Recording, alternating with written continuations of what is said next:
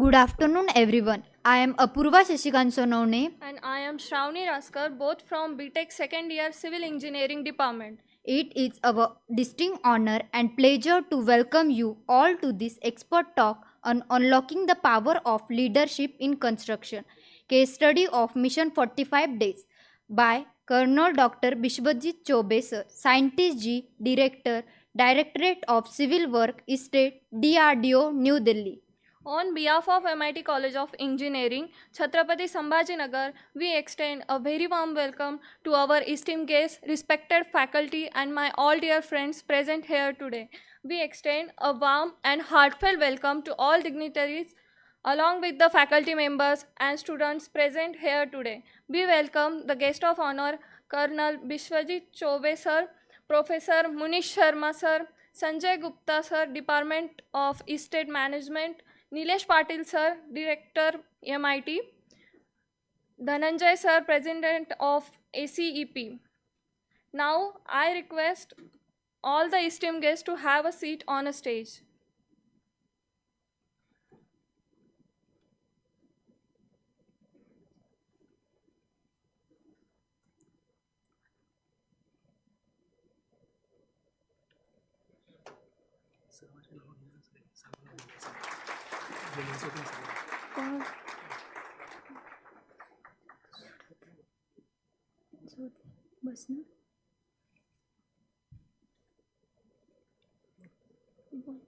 It is now time to welcome our respected guest for today. May I request everyone to please join me in giving a big round of applause to Colonel Dr. Bishwajeet Choubey sir, Scientist G and Director, Directorate of Civil Work, State, DRDO, New Delhi, as he joined us today at our institute. To extend a formal welcome, may I now request Professor Munish Sharma sir, Director General MIT, to kindly come forward and welcome our esteemed guests.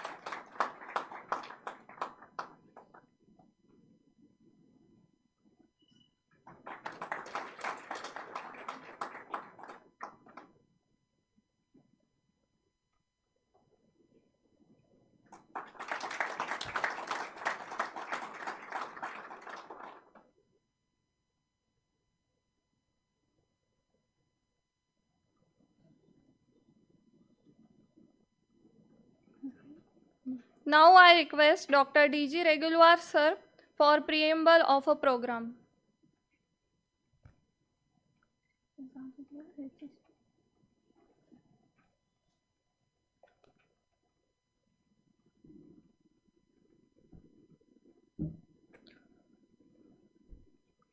Colonel Dr. Bishwajeet Choubey sir, Director, Civil Works and Estate, DRDO, Headquarters, New Delhi. Our General Secretary, Professor Munish Sharma sir, our Director, Nilesh Patil sir, my friend, Shri Engineer Sanjay Gupta sir, Honorable Yadnevir Kaude sir, my teacher and President of this Gramodyogik Shikshan Mandal, all teachers, faculties, Aurangabad Practicing Engineers Association office bearers, they have specially come for this lecture, and my dear friends. There was a call from Dr. Kahalekar. He was my principal that such an excellent personality is there, and Sanjay Gupta, he will be in association, and will you please organize this function at MIT? I found this an opportunity to civil engineering department of this institute. Also, we have invited the students, faculties of all engineering colleges from Chhatrapati Sambhajinagar, even Jalna. And yesterday I thought of inviting Aurangabad Civil Engineering, Practicing Civil Engineering Association, and I just WhatsApp him. So office bearers, they came here. So it's a wonderful opportunity for all of us to learn from Colonel Dr. Bishwajeet Choubey. It's a rare combination, Colonel and Doctor, but we have. So it's our, honor. While discussing, and even when I have gone through the CV, I found, very excellent personality in civil engineering, in military also. He served as colonel and then deputed to DRDO in civil works. Civil engineering department of this institute, it's a very, old department, and since 84 it is there. I was in 87, 88, and then 2025 onwards. In between, I was in government college. So we have a very good laboratory setup, the building setup, faculties, learned faculties. I think 12 or 13 PhD holders we are having in civil engineering department. We are growing. We are NBA accredited. We are having research center affiliated to Dr. Babasaheb Ambedkar Marathwada University, Chhatrapati Sambhajinagar. And we are on the process of having NABL accreditation to our laboratories. And in this, when I see this opportunity, that in 45 days, a 7-storied building that can be built. And Colonel Dr. Choubey sir, so he was the, the main person behind this constructing 7-storied building in 45 days.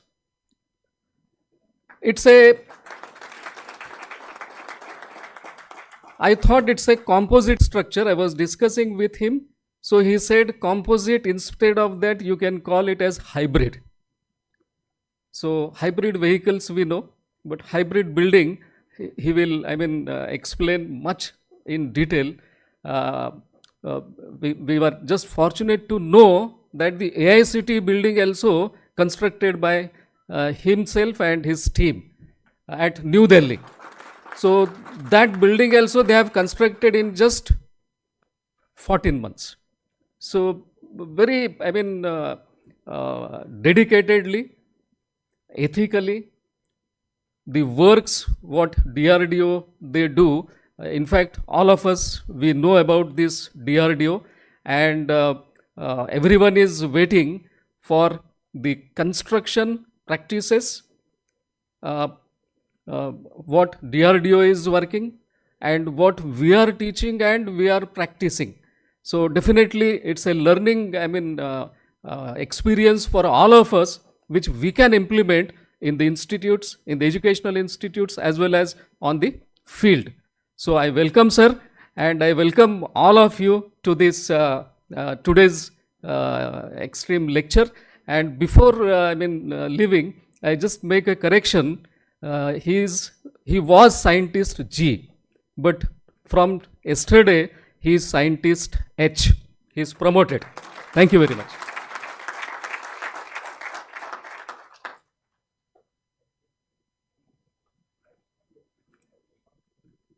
Thank you, sir.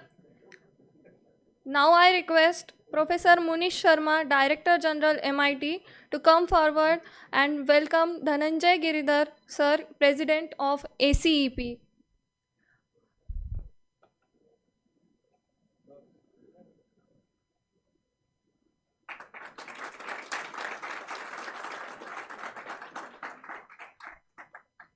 Ajay Khemnar sir, former president of ACEP, and Sanjay Gupta sir, Department of Estate Management, DRDO.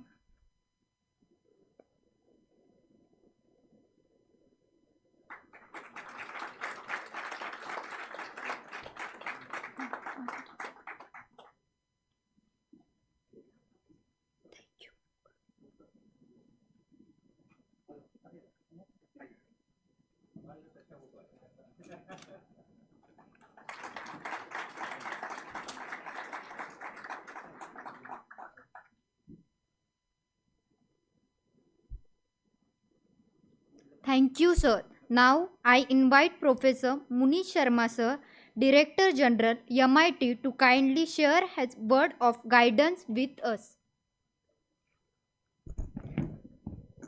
Very good afternoon to one and all sitting here, all the distinguished guests on the dais, Sanjay Gupta ji, and I was wondering that what would be the most appropriate way to address our today's guest speaker. Shall I call him a distinguished engineer, or shall I say that he's a military veteran, or shall I say that he is a great researcher, scientist H,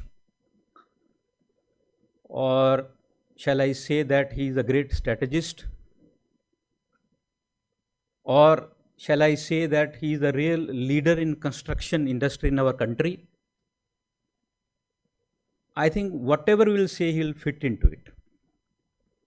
And we are so fortunate that today we have such a distinguished personality amongst us here and going to share his insight and knowledge about this construction industry.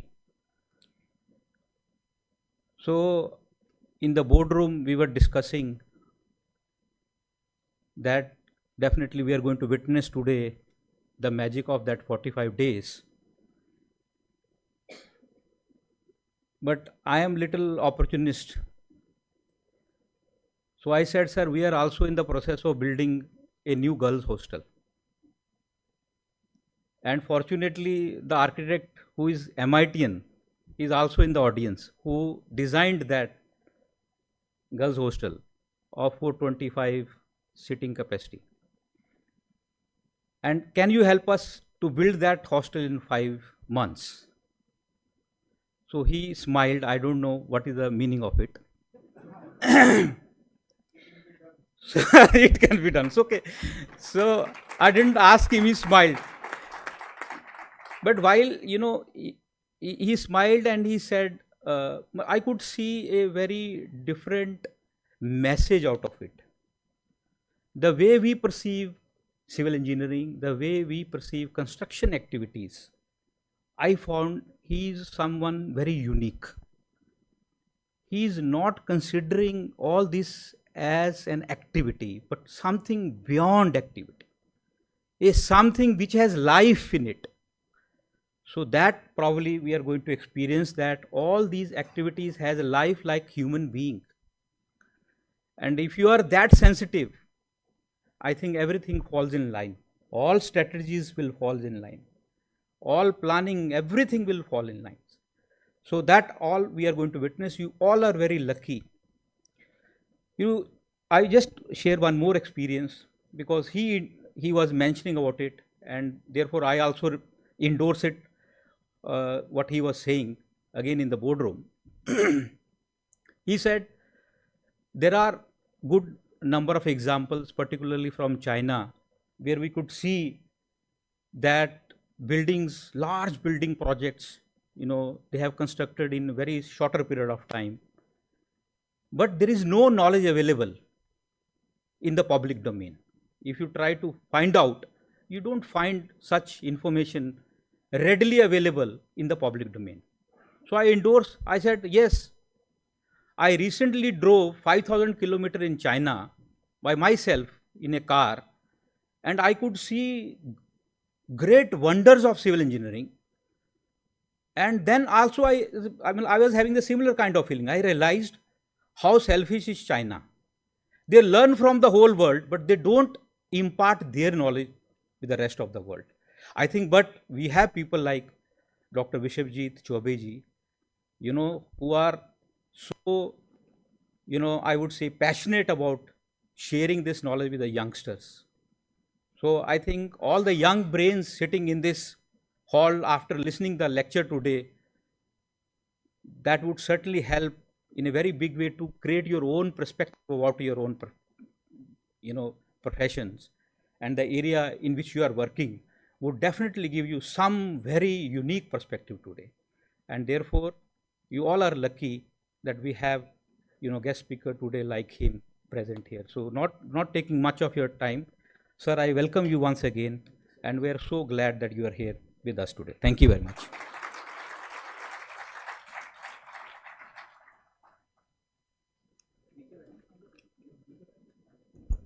Thank you, sir, for your great words. In the world of civil engineering, we are not just building structures, we are building the future. And today, we are privileged to hear from a leader who has redefined what leadership in construction truly means. It is now my honor to introduce our esteemed speaker, Colonel Dr. Bishwajeet Choubey sir. Dr. Choubey sir served in the Indian Army's Corps of Engineers from 1991 to 2008, retiring with the rank of Colonel.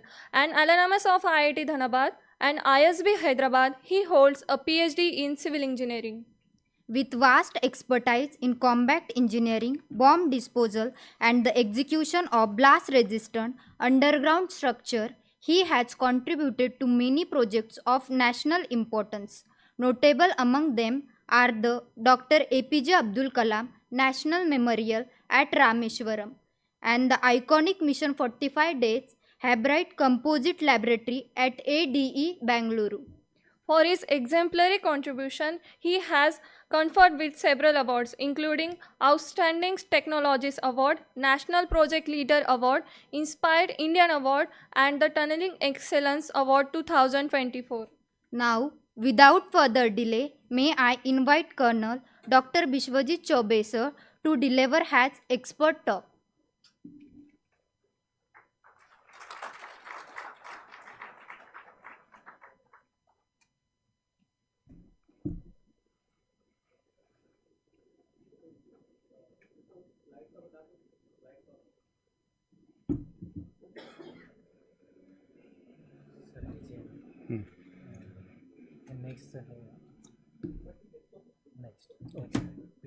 आप कर दीजिए, लगा दीजिए, वो slide लगा दीजिए.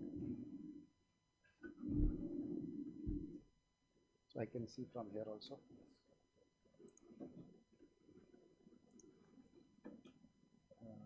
Colour mic है, colour mic है, लगा दीजिए.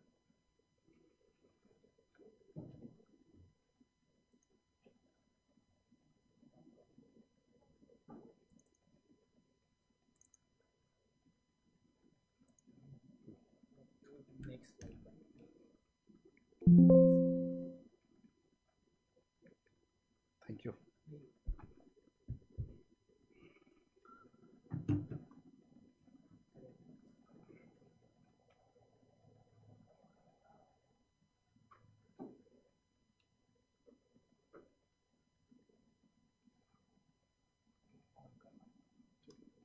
It's working.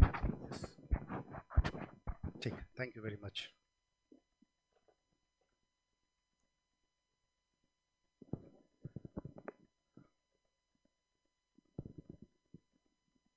It's a great honor and privilege for me to be here in this campus of vibrance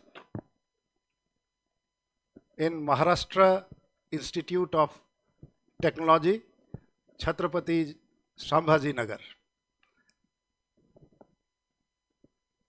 I was going through the website and I was really elated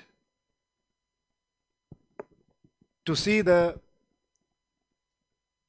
ethical value of this college.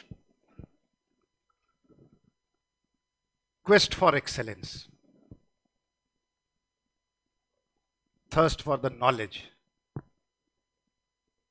And I must congratulate the Director General, Professor Munish Sharma sir, for making this campus as a model campus in the field of education and technology. Congratulations to you, sir. Most respected Dr. Y. Kavde Saab, the founder of MIT Group, Professor Nilesh Patil sir, Principal and Director, Professor Prashant Avsharmal, HOD sir, Dr. DG Regul Varsab, and thank you very much for inviting me for this great lecture and opportunity. And I also thank Professor Abhishek Jaiswal and Dr. Rahul Agrawal for giving me this opportunity to interact with the students of this great institution. I am very thankful to Professor Umesh sir, who is a retired principal of Government Engineering College, who actually introduced me to this fraternity, and to Sri Mr. Sanjay Gupta, who brought me here.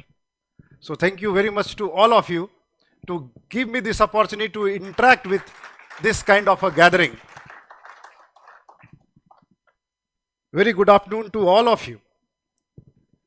Today, as I stand before you, not just to talk about leadership in construction, but to emphasize one very fundamental truth, that no great nation has ever been built without a visionary leadership in construction.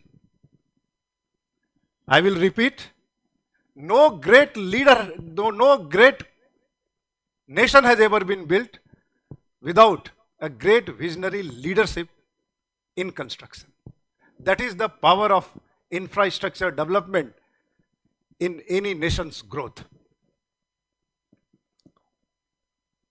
From the towering skyline which you see in the silhouette of the sky, which defines our progress, to the bridges and the roads which connect our aspirations, construction is more than the bricks and the mortar.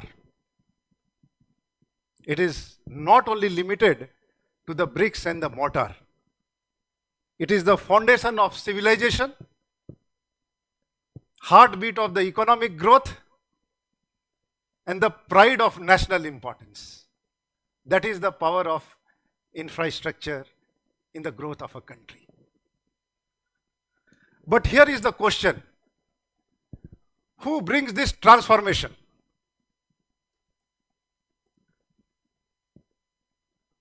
Who takes an empty blueprint into their hand and converts into the reality?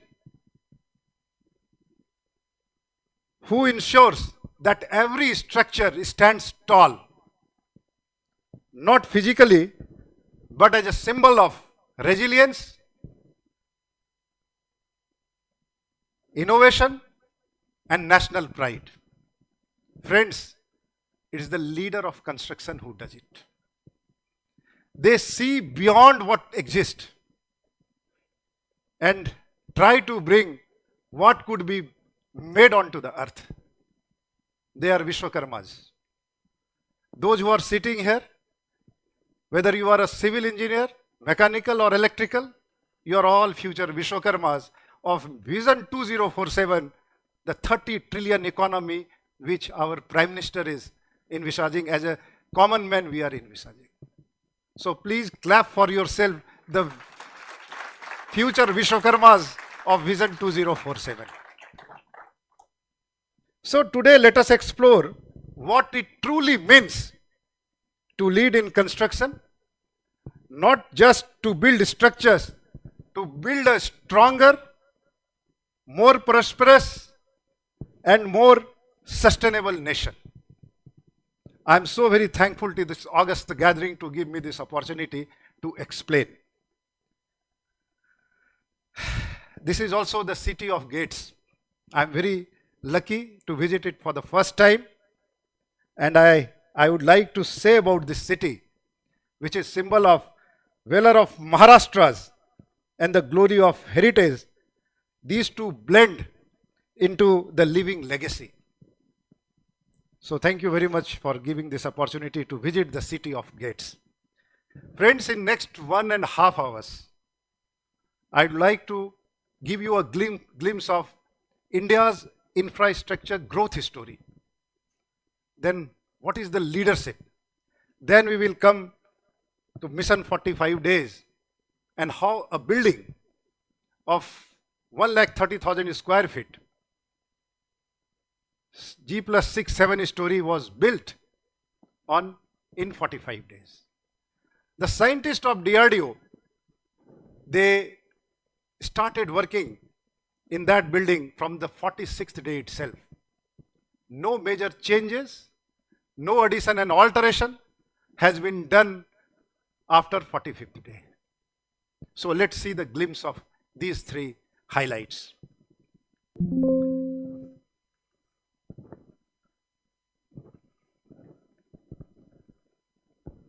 India's infrastructure growth story, what has happened in the last 10 years, and you will be amazed to see.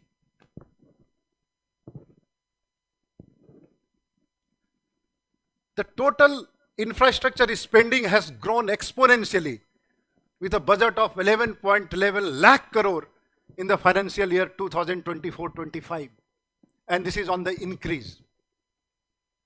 The government is funding this much for the infrastructure development. We are the second highest road holder in the entire world, having 1,46,144 kilometers of road network in India. Golden Quadrangle, East, West and North, South corridor, the major district road, the national highway. We have built 1,46,145 kilometers till now. 53,000 crore was in 2013-14. We have spent around 3.01 lakh crore in this financial year, in the last financial year. We could build 33.8 kilometers per day, the national highway construction. As I told you, we are the second largest road network in the world. We have got Bharatmala Pariyojana, Pradhan Mantri Gramin Yojana. All such things are available in our country. Where India stands today, these are selected statistics which I want to share with you, and you will have a glimpse of it. We had 74 airports, major airports in 2014. Today we have got 157 major airports. The national highway, you have seen the railway track. 2014 we used to lay 4 kilometers per day. We are laying 14.5 kilometers per day so far as the rail track is concerned. Indian Railway reported freight loading of 1,591 million tons in 2023-24, which generates a revenue of 2.56 lakh crore. If you see the total installed capacity from 249 gigawatt in 2024, we have produced 442 gigawatt capacity of power. How this is happening?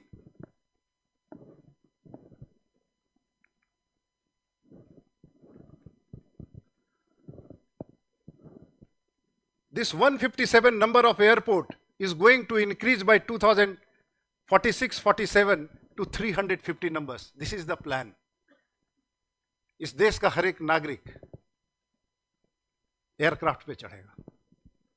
That will be the basic transportation for each and every Indian by 2046-47. You are going to be the part of that generation. After 20 years, you will find you are going to be the CEO of the company, and that is going to be the state of our infrastructure. We have got 88 operational airports under Udan network, that is Ude Desh Ka Aam Nagrik. 619 regional connectivity routes have so far commenced. 2.93 lakhs flights have been operated under Udan scheme so far. In single day on 17th November, 5 lakhs domestic daily traffic was observed.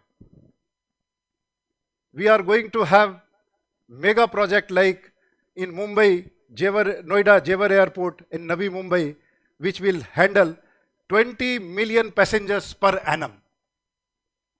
These are the project in pipeline.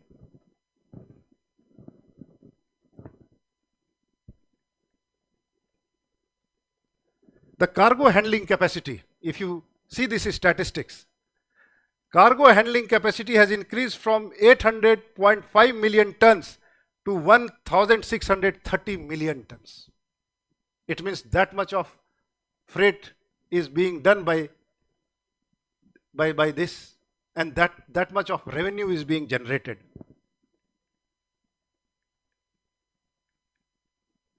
If you talk about railway, during 2014-13, we had 25,871 running kilometer of track laying was done. Work has been done. In the year 2023, per day 14 kilometer track was laid. We have installed bio toilets. The rail connectivity in the 4 states, which used to be neglected earlier, all northeast, has been done. And Indian Railway achieved historic milestone of transporting 3 crore passengers in a single day in the month of November 2024. So these are the statistics which I wanted to present to you to give the importance of the infrastructure in nation's growth.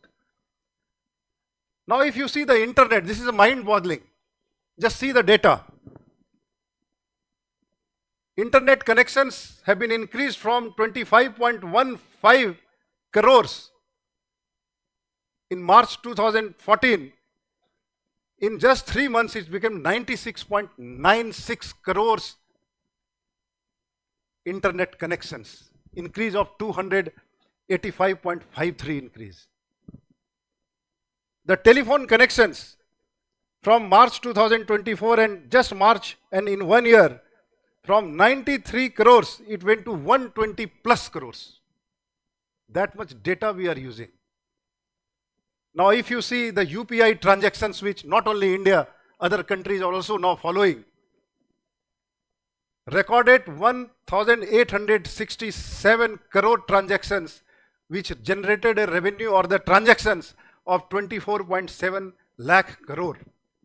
All of us, we are using DigiLocker, Umang, that is unified mobile government platform, where all the details of the services provided by the state and the governments are being shared, has been shared in 23 languages.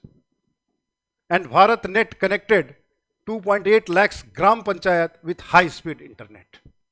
Ye Naya Bharat hai. And this is new India which we are perceiving now, and you are part of it.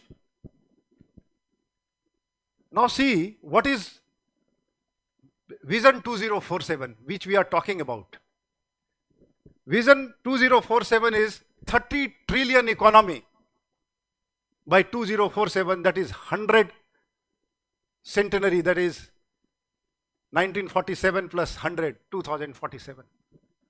We are going to become the largest economy of the world. As on date, we are at the 5th number. As on date, as against 3.8 targeted, we are at 5.07 trillion economy. And that is going to increase by 10 by 2037 and 2047 at 30 trillion. This is the power of New India.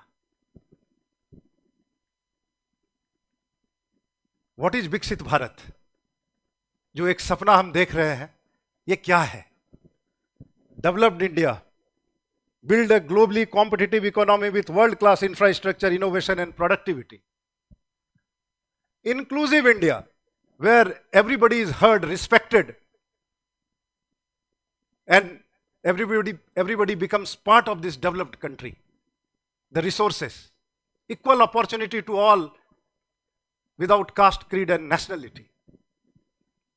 Sustainable, achieve progress without compromising the environment, adopting clean energy and building climate resilient systems.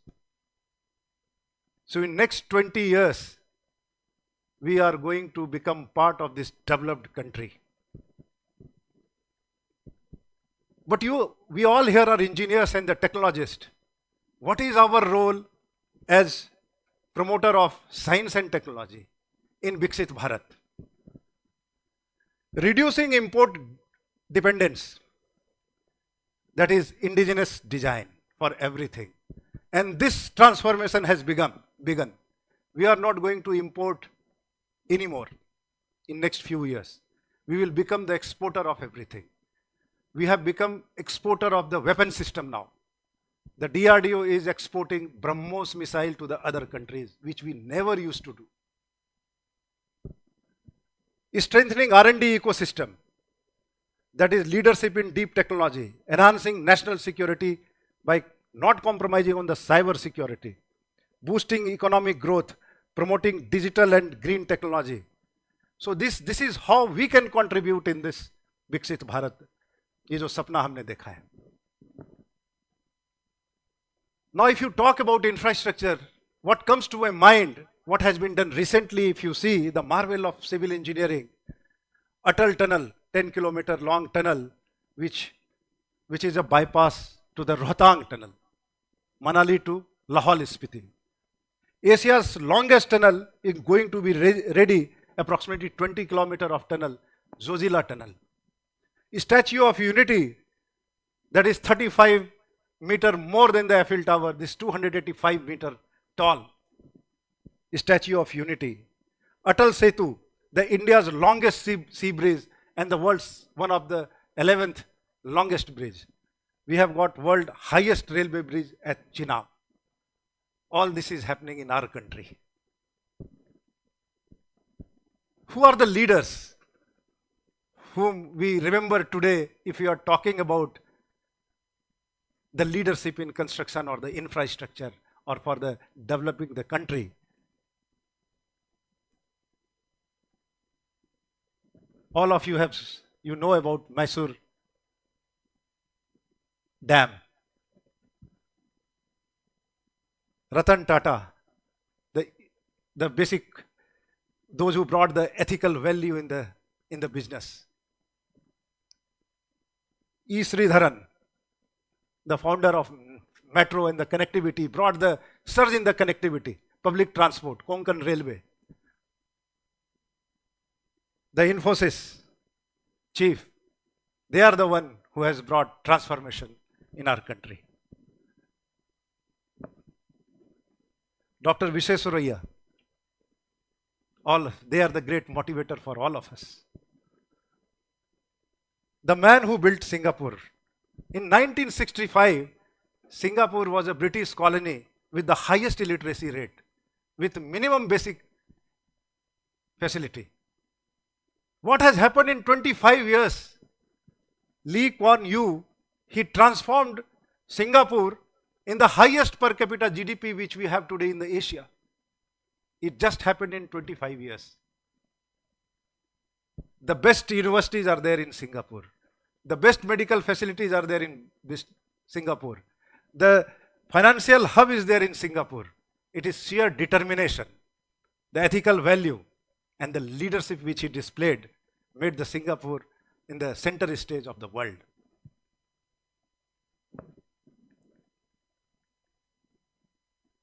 Visionaries who shaped India's R&D, and all these dignitaries, motivators, you know about them.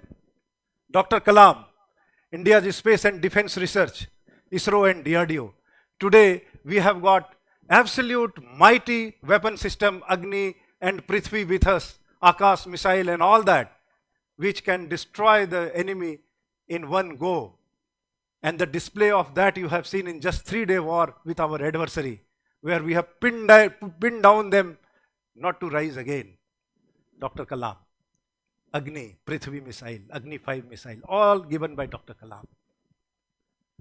Dr. Vikram Sarabhai, who founded ISRO in 1969, and India's first satellite, Aryabhatta, he is the one. Dr. M.S. Swaminathan, Green Revolution, India self-sufficient in food production.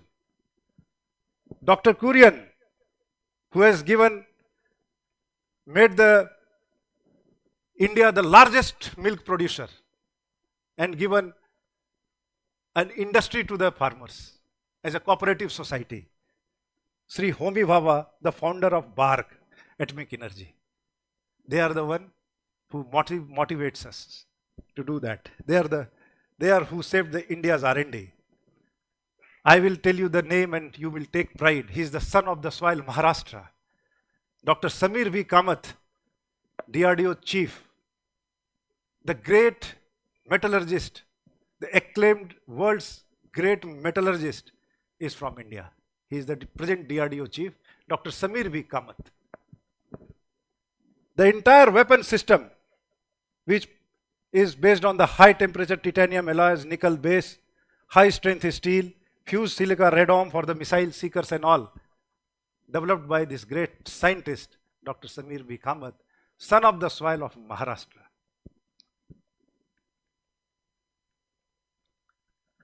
Now, friends, you have seen the leaders. We'll just quickly see what is leadership and what kind of leadership we can find out in this scenario. Transformational leadership, transactional leadership, autocratic, democratic leadership, laissez-faire leadership, servant leadership, charismatic, situational, bureaucratic, visionary leadership. This slide I want to show you, because you are the future leader of this country. You may acquire one leadership traits or the number of leader traits in you. And what you should not acquire, that also I will tell you.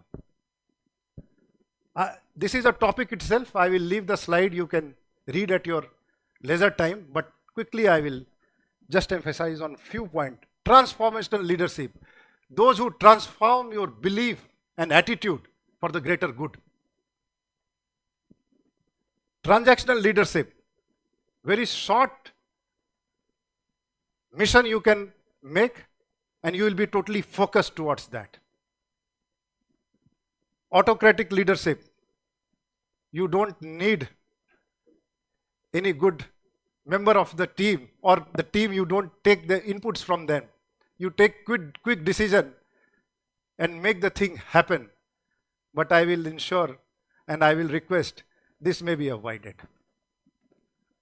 Democratic leadership. In a group or the gathering or the team, everybody is heard and respected, and their views are obtained, and a collective decisions are taken.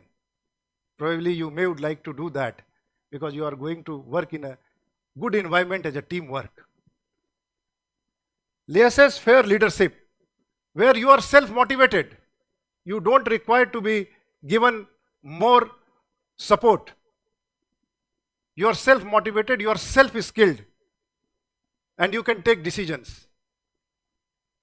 Probably this happens only in those organizations like where all the skilled laborers have been working, or the scientists they have been working, all the Microsoft, all the engineers they don't require much of guidance.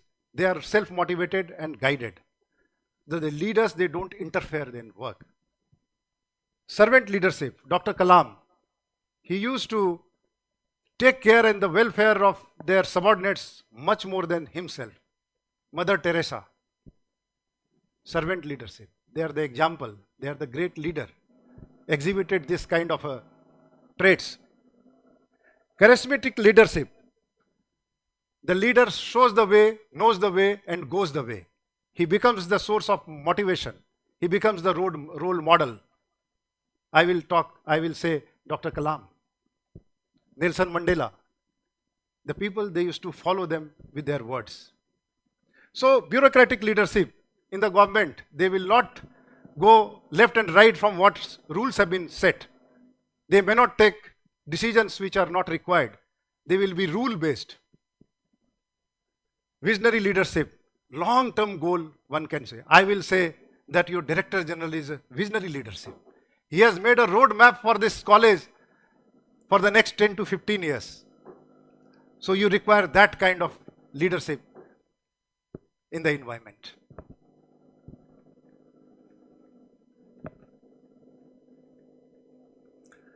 Now there are certain leadership traits.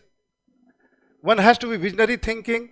He has to be humility is one thing which you must adopt. पेड़ जितना भरा हुआ होता है उतना झुका हुआ होता है. You must understand this. One should be approachable. Team building and collaboration is very much required for any kind of work. I have put leaders in construction, but it is applicable for all sorts of project. Adaptability and resilience. That is, as the situation goes on. Ratan Tata, he was the great leader who used to adopt the situation. So that kind of adaptability based on the situation should be there. But whatever is told in a project which we are going to discuss now, I would like to just focus 4 points. That is, empower your subordinates, be the customer focus who are going to use your technology or the product. There should be culture of mentorship. Today you are at, after 20 years or so or 10 years or so, you are going to be the mentor of your subordinates. So the sense of mentorship should be there. Today you are being mentored by your faculty members. You should have immense regards and honor for them. Tomorrow you are going to mentor your subordinates. You just put in their shoes and understand what kind of a thing is being demanded by you as a mentor. And the trust. Without trust, nothing is possible. So these 4 important factors are path to success for project leadership.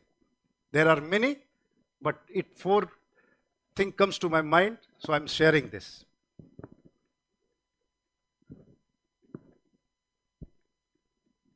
Before I go to Mission 45 days, I would like to tell the audience who am I and what is my authority to stand before you. The DRDO is headed by the Secretary DDR&D, Dr. Samir V. Kamath, whom you have just seen. Under him there are Director Generals. Under one of the Director General, there is a called Director of Civil Works and Estate. I am the Director of Civil Works and Estate. Under me there are 9 Chief Engineers and there are other estate management units and the garrison engineers. We spent around 5,800 or say 6,000 crore worth infrastructure we developed for our DRDO. And in next 5 years, approximately 40,000 worth crore projects we are going to do.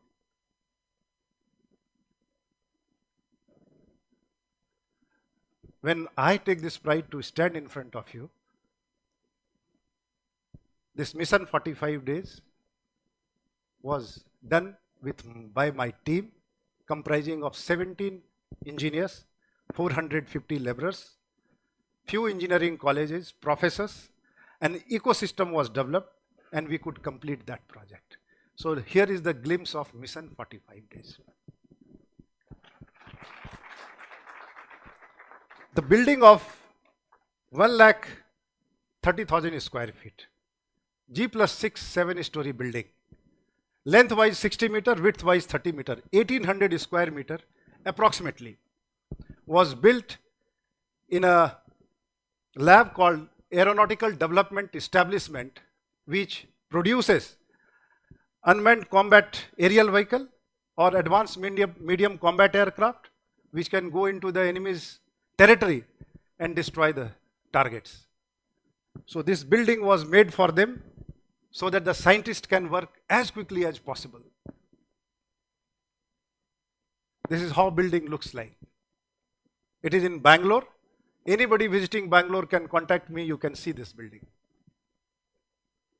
This is perfect example of leadership in construction, project management, pinpoint coordination, human endurance, and faith and understanding between each and every worker connected in this project.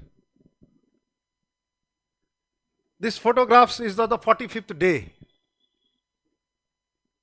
This used to look like this, as good as where we are standing today. All services were in place: electrical supply, water supply, air conditioning, LAN, WAN connectivity, toilet, canteen, auditorium, everything on 45th day. That's how it used to look like.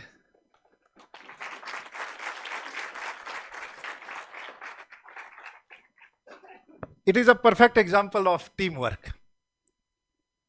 Nobody can do alone. An ecosystem was created with academia, IIT Madras, industry partners, L&T, and 26 numbers of industry suppliers, those who supplied materials into this building, we'll see later on. Technology developers, manufacturers, and an ecosystem of faith, mutual trust, and understanding was developed to make it happen. Sir, 2,200 metric ton of steel was required in this building. And it was the Corona third phase. 22nd November 2022 we started, and this project is in 2 phases, I will explain. That was the Corona third phase. The steel manufacturers, Tata, RINL, SAIL, TISCO, they were all working on the 50% of their strength. They refused to provide the structural steel and the normal steel, reinforcement steel to this project because the production was not there. We explained the CEO of all 3 mega steel builders, RINL, SAIL and TISCO. And a national urge was explained to them that we are going to make a building which is a technology demonstration. If the China can make 56 story in 56 days, can't we make at least 7 story in 45 days? When it was explained to them, all of them, they came together on one platform. They did meeting with online on Google, and they decided themselves, they are competitor to each other, but they decided for the national cause who will produce what and supply it to the DRDO. It doesn't happen normally. They are competitor to each other. But these competitors, they came on the same platform and decided that I'll give this 20 mm dia, I will give 25 mm dia, 20 mm dia, I'll give structural steel of E350 grade of steel.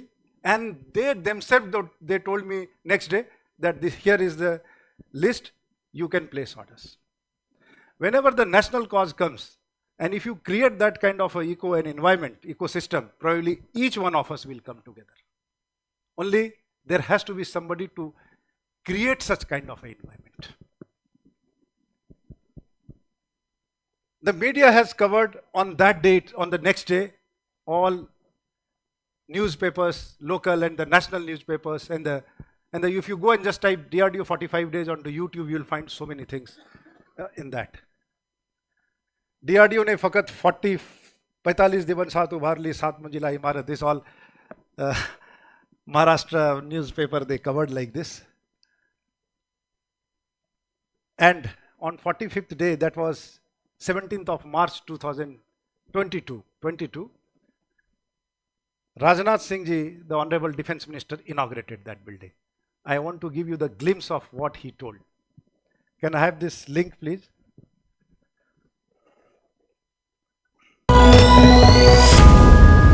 This was a news report on that very day. नमस्कार, आप देख रहे हैं DD news पर हमारी खास चर्चा का प्रोग्राम. मैं हूं लालचंद्र सिंह. डीआरडीओ ने 45 दिनों में 7 मंजिला इमारत खड़ी कर दी, जिसका उद्घाटन रक्षा मंत्री राजनाथ सिंह ने किया है. इस बिल्डिंग का इस्तेमाल 5वीं पीढ़ी के एडवांस मीडियम कॉम्बैट एयरक्राफ्ट यानी AMCA के रिसर्च एंड डेवलपमेंट फैसिलिटी के तौर पर किया जाएगा. लेकिन ये सिर्फ एक खबर नहीं है, बल्कि आत्मनिर्भर और नए भारत की नई तकनीक की दास्तां को बयां करता है. दरअसल प्रधानमंत्री नरेंद्र मोदी के आत्मनिर्भर भारत के आह्वान पर डीआरडीओ ने खासतौर पर नई तकनीक की पहल की है। आज की चर्चा डीआरडीओ के इसी हाइब्रिड तकनीकी कमाल पर। इस चर्चा में हमारे साथ में होंगे खास विशेषज्ञ मेहमान भी, लेकिन सबसे पहले देख लेते हैं ये रिपोर्ट। कॉम्प्लेक्स मैं समझता हूं उन सामान्य कंस्ट्रक्शन से कई मामलों में अलग है और भारत 45 रेलवे का कंस्ट्रक्शन वाकई किसी करिश्मा से, किसी चमत्कार से ये कम नहीं है। सुना आपने, देश के रक्षा मंत्री जिस इमारत को करिश्मा बता रहे हैं उसे तैयार किया है रक्षा अनुसंधान एवं विकास संगठन यानी डीआरडीओ ने। ये इमारत आत्मनिर्भर भारत का एक और प्रतीक है। बेंगलुरु के वैज्ञानिकी विकास प्रतिष्ठान में उड़ान नियंत्रण प्रणाली के लिए संस्थानिक प्रौद्योगिकी का इस्तेमाल करके रिकॉर्ड 45 दिन में इस बहुमंजिला इमारत का निर्माण किया है। इस 7 मंजिला इमारत में भारतीय वायुसेना के लिए 5वीं पीढ़ी के मध्यम वजन के गहरे तक मार करने वाले लड़ाकू विमानों को विकसित करने के लिए अनुसंधान एवं विकास सुविधाएं होंगी। रक्षा मंत्री राजनाथ सिंह ने गुरुवार को इस बिल्डिंग का उद्घाटन किया। इस अवसर पर उनके साथ कर्नाटक के मुख्यमंत्री बसवराज बोम्मई भी मौजूद रहे। हाइब्रिड निर्माण तकनीक के साथ एक स्थायी और कार्य संचालन के लिए पूरी तरह तैयार 7 मंजिला इमारत का निर्माण कार्य पूरा करने का ये एक अनूठा रिकॉर्ड है और ऐसा देश में पहली बार हुआ है। डीआरडीओ की कामयाबी में इसे एक नया अध्याय माना जा रहा है। इतने कम समय में हाइब्रिड टेक्नोलॉजी से निर्मित ये प्रोजेक्ट अपने प्रकार का देश का ही नहीं बल्कि दुनिया का यह एक यूनिक प्रोजेक्ट है। बांग्लादेश में 57 स्टोरी इसका एक रैपर्स 90 डेज में खड़ी कर दी, या 10 स्टोरी इमारत 24 आवर्स में खड़ी कर दी। और यह कॉम्प्लेक्स मैं समझता हूं उन सामान्य कंस्ट्रक्शन से कई मामलों में अलग है और भारत 45 रेलवे का कंस्ट्रक्शन वाकई किसी करिश्मा से, किसी चमत्कार से ये कम नहीं है। So this was on the day of inauguration, he made this statement. Why this building was required and what is hybrid construction, we will understand each and every element of the building and how it was done in the next slide. We need to have faster construction technology. Why? Because I will talk about the government project. Most of the government projects are time and cost overrun. There has to have one methodology, construction methodology, technology by which we can expedite to avoid the time and cost overrun.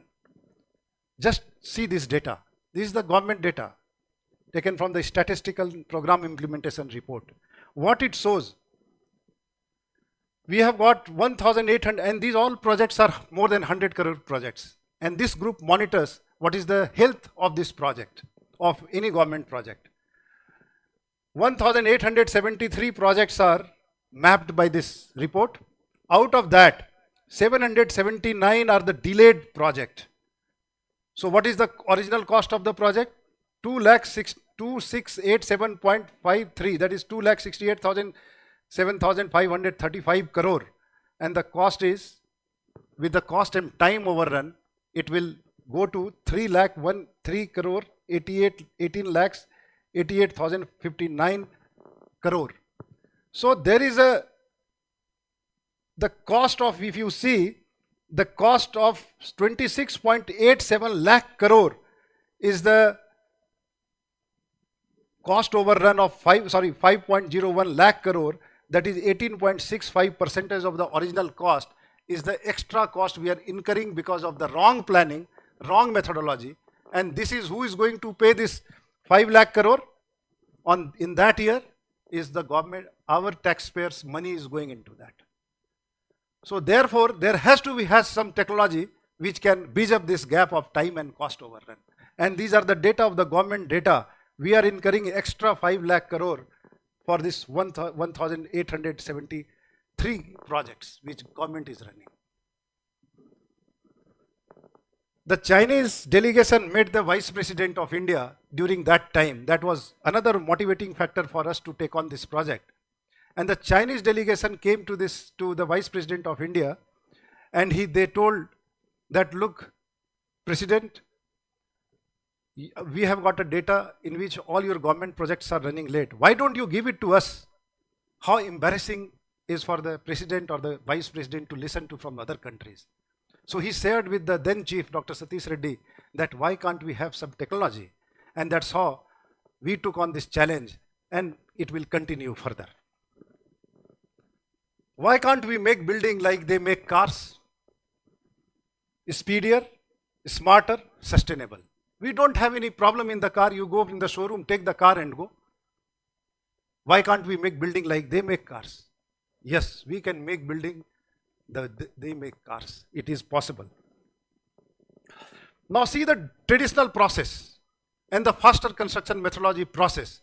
The three elements very important: planning and design, project management and execution. This is my data of one project. It may be different from other project, but this is what I want to present it to you based on the facts and figures. We give weightage only 10% in the traditional process. In the planning, very less, minimum. We don't plan it well. Project management, we give weightage of 30%, execution level 60%, and these are the resources for that particular project. You see, 3,000 manpower we normally give in such kind of a traditional project. But when you project it, plan it well with the faster construction methodology, we give approximately 50% of weightage in the planning with enhanced manpower and the effort. That is 40%. Earlier it was 10 numbers. Now it is 40 numbers. Means your architect, your designer, your BIM modeling and all that. 30% you give it in the project management, and that execution level you just give 20% with the automated AI system and the other methodology, and you employ only 400 numbers, and still you get the same result, a better result in terms of the PDC of the project. So that is how we should plan it. We have to have in such projects reduction of uncertainties. If we plan it well, give more time into the due diligence in the early period, we identify the risk, we assess the risk, we see the response and the monitor and control the risk which is going to happen in the future. Probably this graph will not be there. We can still do it in the lesser time frame. So it is only possible if you plan it well in the project management, during early planning of the project. Then that is possible. Now I will just explain why we call it hybrid composite construction technology.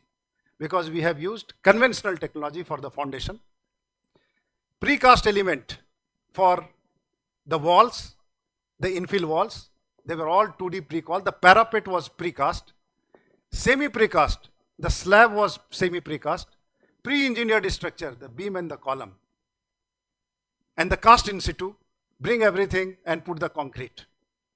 So that's why we call it hybrid technology.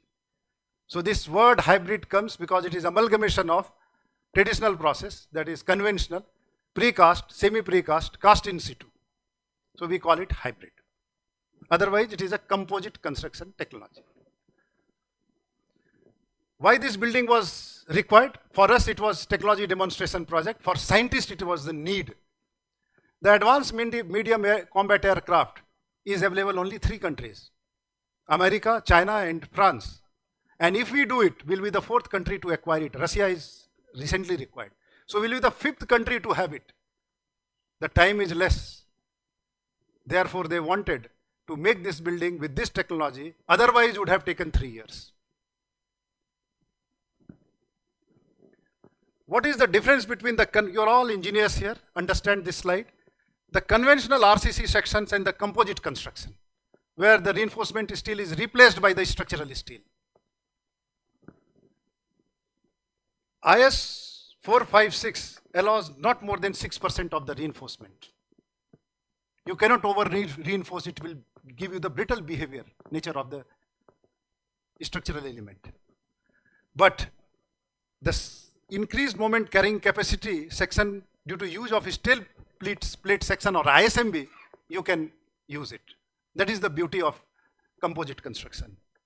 Stiffness is restricted by the cross section permitted to be adopted. Here with the same or the reduced slenderness ratio, you can get the more stiffness. That is the crux of it.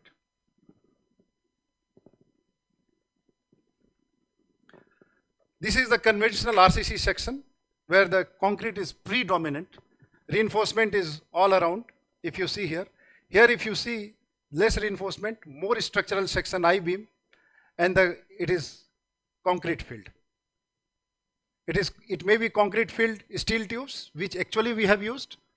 Steel frame with the reinforced concrete core, concrete encased steel frame, or the precast concrete column with the steel beams. That you can use it. Coming to the building, as I told you, it is 60 meter by 30 meter. It becomes 1800 roughly square meter. So the ground plus 6th floor plus other ancillary building, 1,30,000 square feet, G plus 6, roughly about 30 meter by 60 meter. How this building has been made in 45 days? If I say 45 days, probably I may be wrong. There certain activities was carried out as a project pre-project activity. That was 75 days. So this project is 75 days plus 45 days. That makes 120 days, 4 months. So what happens in 75 days? In any project, you put some milestone. Milestone 1, 2, 3, 4. And you chase that milestone so that you should not fail to achieve the next milestone. So this had 5 milestones. The first 3 milestone is 75 days. So what happened in 75 days? We started on 22nd November 2021 and finished on 17th of March 2022. That is 120 days. In 75 days, 100% supply of steel elements to the site up to complete floor. Then completion of all services, building and the external services. So in this 75 days, we did the foundation. And we brought 2200 metric ton of steel of different grade, we will see later, and fabricated into the beam column and slab and transported to the site. And we were supposed to finish this activity of 75 days on 1st February 2022, which we achieved on the 1st February 2022. And we started on 1st February and finished on the 17th of March. 3 days we could save. So the milestone I would like to just emphasize to all the students here, in any of the project, it is not the final milestone. It is the intermediate milestone which you chase so that you should not fail. And if you cannot achieve the intermediate milestone, you put in your extra effort and at least you achieve in the second milestone. The intermediate milestone is very important in any projects. This is the layout of the building. 30 meter by 60 meter. Actually, it is 32 meter. 15 meter, 15 meter and 2 meter of corridor. What I want to bring to you in the next slide is standardization of the structural element. If you plan the building, it is a technical building, we could plan it like that. It is not a residential building where a smaller beam and column will be there. So what we did,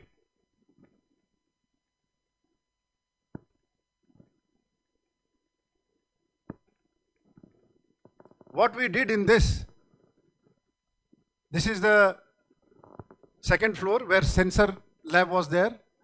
On the ground floor, the terrace floor was with all services on top, that is AHU and all. This was planned. What I wanted to bring here is the standardization. What you see here, all these are the columns.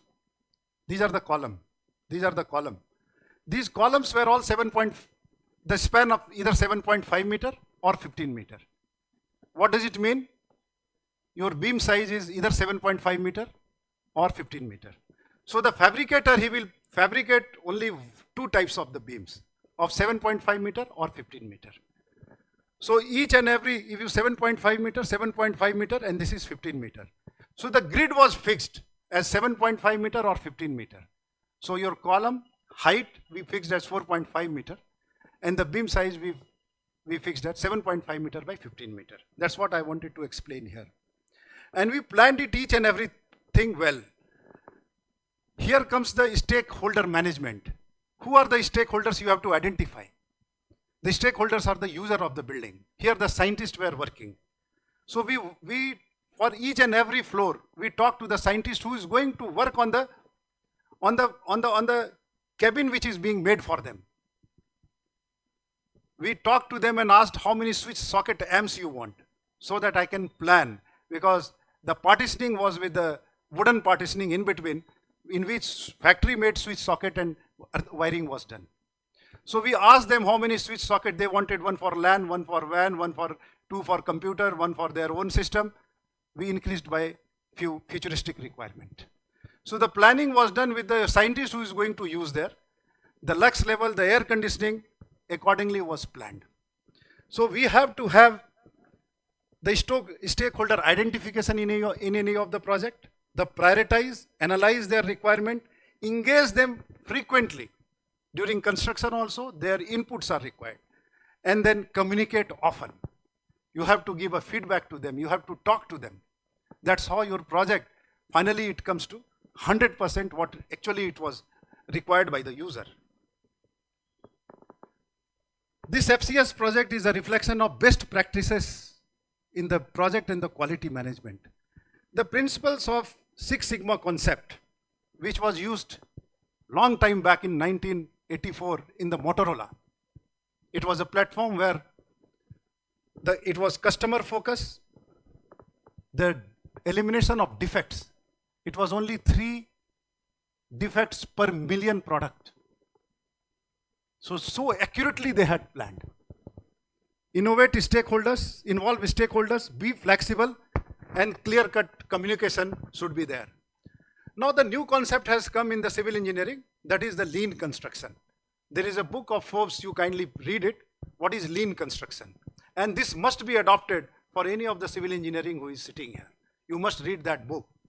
It is based on the value creation, waste reduction.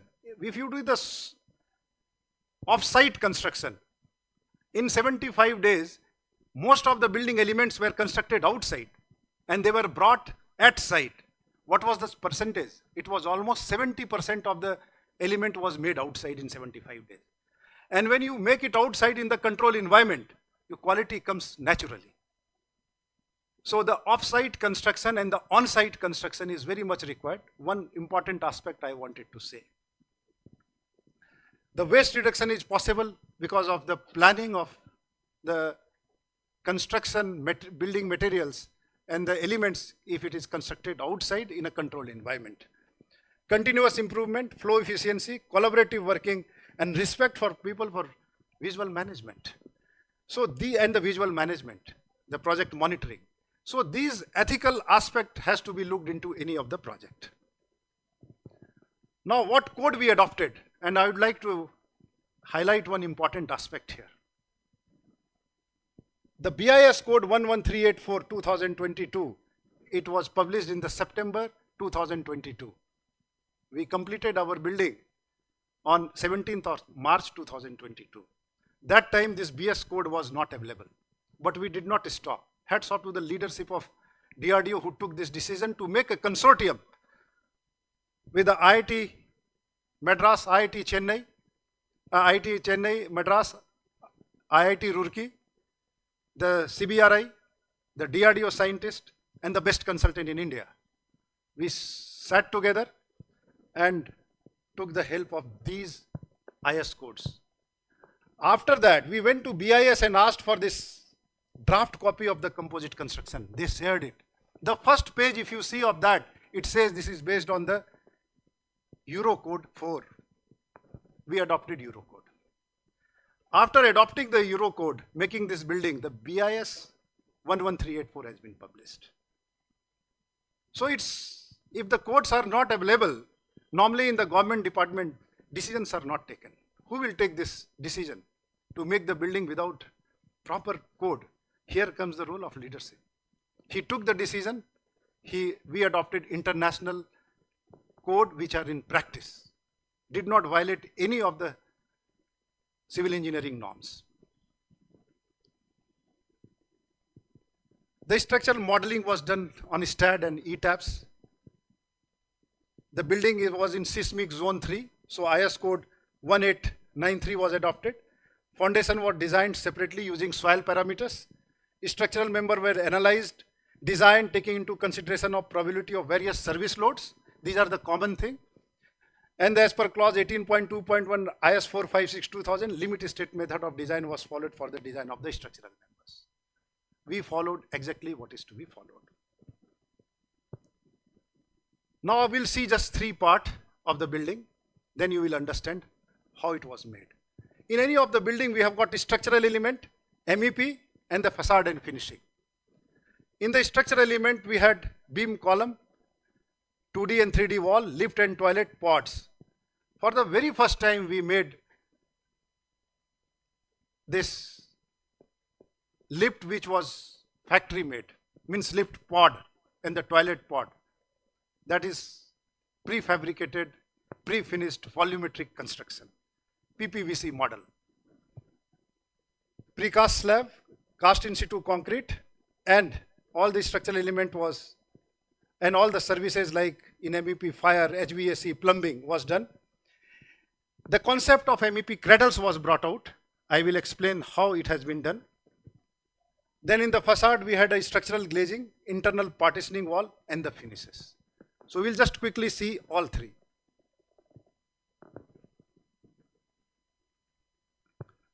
Structural layout, which I just discussed. These are the column position, 9 columns position, all 7.5 meter. We have standardized it. And this is 15 meter. There is a 2 meter corridor in between. So 15 meter, 2 meter corridor and 15 meter, 32 meter, 7.5 meter, 7.5 meter, 60 meter. So what happened? We have standardized so that the fabricator should not get confused in different kind of a dimension. This is also required actually. So if you see the column, the foundation layout, these are the continuous foundation, these are the beams, and these are the pedestals. So the 3 row of continuous foundation having 9 pedestal, that is for the column. Now if you see this, when we see the column, what column we have brought, this is the pedestal here, this is the pedestal, this is the pedestal. On that pedestal, the foundation, the reinforcement were there, pedestal were made, steel columns was brought and put into that, and the bolted. If you see the column, we will understand how the column was made. So on the foundation, these are the photographs. If you see the actual photographs, this is how the foundation and the base plate was put there. On that base plate, the column plate came and we bolted it, and then we concreted it. That's how we made it monolithic. That's how it looks like. First row, second row, third row, and these are the pedestal. These are the pedestal. Coming to the composite column. Now understand this column. The DG sir is asking for in 5 months, the hostel, girls hostel. Sir, it is possible. With this method, or it can be modified, it is possible. We can share this kind of a technology, and it is very much possible to do it. It is prefabricated concrete filled tubular steel of 13.5 meter. This was 13.5 meter. Why? Each floor was 4.5 meter. The height of the building is 36 meter. Normal, the floor height is 3.2 meter. Actually, it is 10-story building, but we call it 7-story because the floor height is more than what is required, being the technical building. The requirement was like that. It is a 10-story building. So we had a column to floor height was 4.5 meter, 4.5 meter, 4.5 meter, 4.5 meter, 13.5 meter. If you bend the E350 grade of steel, 13 mm thick, bent into the shape of this, and put the reinforcement inside of 12 numbers of 32 mm dia, which you see here, and we did the analysis, it can be self-standing if we bolt it, and it can take the self-load before it is concreted. This analysis we did. So one column was 13.5 meter, another column was 9 meter, 13.5, 13.5 and 9 meter. So similar column, all 81 columns, 9 into 3, 27, 9, 9, 3 row, and each having 2 of 13.5 and 4.5. That's how 81 number of columns. These columns were of 350 grade of steel, 762 mm dia, and 30 mm thick outer plate. We calculated its strength. and the strength of the column and the steel was taken into the load carrying capacity. And by virtue of this steel, we had to paint it with the fireproof of 2 hours. That was the intumescent paint we did it. The column are attached to the foundation using base plate and developing the column reinforcement conventionally. So these columns of 81 numbers were made in 75 days at the outside somewhere in the yard. We calculated where should be the yard. That also was one of the requirement. That was done 160 kilometer far off a place called Jadcharla near Hyderabad. We fabricated the column, then we transported to the site. Each and every vehicle was given the GPS. We used to monitor where it is. All the toll booths were informed that these are the military vehicles, need not to be stopped. So all these project coordination were done by the team. And if you see here, these are the collar plates. These are the plates of 60 mm or 70 mm protruding outside just to receive the beam in between. It is something like Leo toy. You just erect the column, put the beam in between. Like the children, they do it when they make the Leo toy building. So here is the collars on which beam will come and set. You will see in the next. Now come to the composite beam. This is the success story. No scaffolding, no shuttering, no curing. If I do a beam of 15 meter and if I have to do the shuttering for 60 meter by 30 meter, probably will take more than 15 to 20 days to shuttering it, to do the scaffolding and shuttering, and will take another 15 to 20 days to de-shutter it after 28 days. No shuttering, no scaffolding. How we have done it? It is a truss beam. If you see here, it is a truss beam. It is a lattice type truss beam which takes its own load. If you see the workshop building, do you prop the truss? No, it takes its own load. So 15 and 7.5 meter span typical beams. Bottom steel plate. This is the steel plate, 20 mm thick, E450 grade of steel. Top plain bar. These plain bars of 32 mm dia acts as a compression reinforcement. Inclined wave. If you see here, inclined wave. These acts as a shear reinforcement, and the beam are simply supported during the construction phase, and the continuity bars are placed into the column beam junction to ensure the seismic requirement, and the final system thus becomes the continuous ordinary moment frame structure the moment you put concrete into that. So no scaffolding, no shuttering for the beam. There is a Carter plate of 2 mm thick here. You put the concrete in between, that's all. So lift this beam, put between the collar of the column, and concrete the column and concrete the beam. Now we will discuss the slab.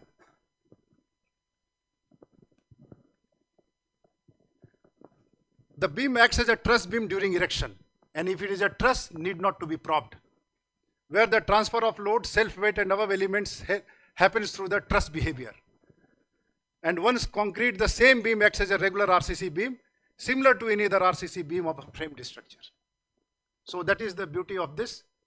No scaffolding, no shuttering. We saved almost a month in casting one floor. We casted 2 floors in 3 days or 2 days time frame, 1 floor. Now we have seen beam and column. See the slab. Slab is precast slab, semi-precast slab.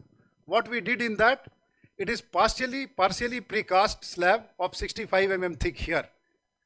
Put the lattice reinforcement in between, but you don't require this much of concrete, so put the polyethylene in between. That is the foam, so that the concrete, it should not be, when you do the concreting, it should not fill up that gap. 300 mm thick built up section, 70 mm thick precast slab. This is the 70 mm thick precast slab. And M40 grade of steel we used, and the grade of steel was E450 grade. That is this, what you see, the truss type of reinforcement here. So 668 number of slab were made in 75 days in the off-site precast yard. Now we have brought everything on the ground, and this kind of a erection was done. How it was done? The column was erected, The beam was put between the collar of the column. This is the collar of the column, beam was done. Now after that we put the beam.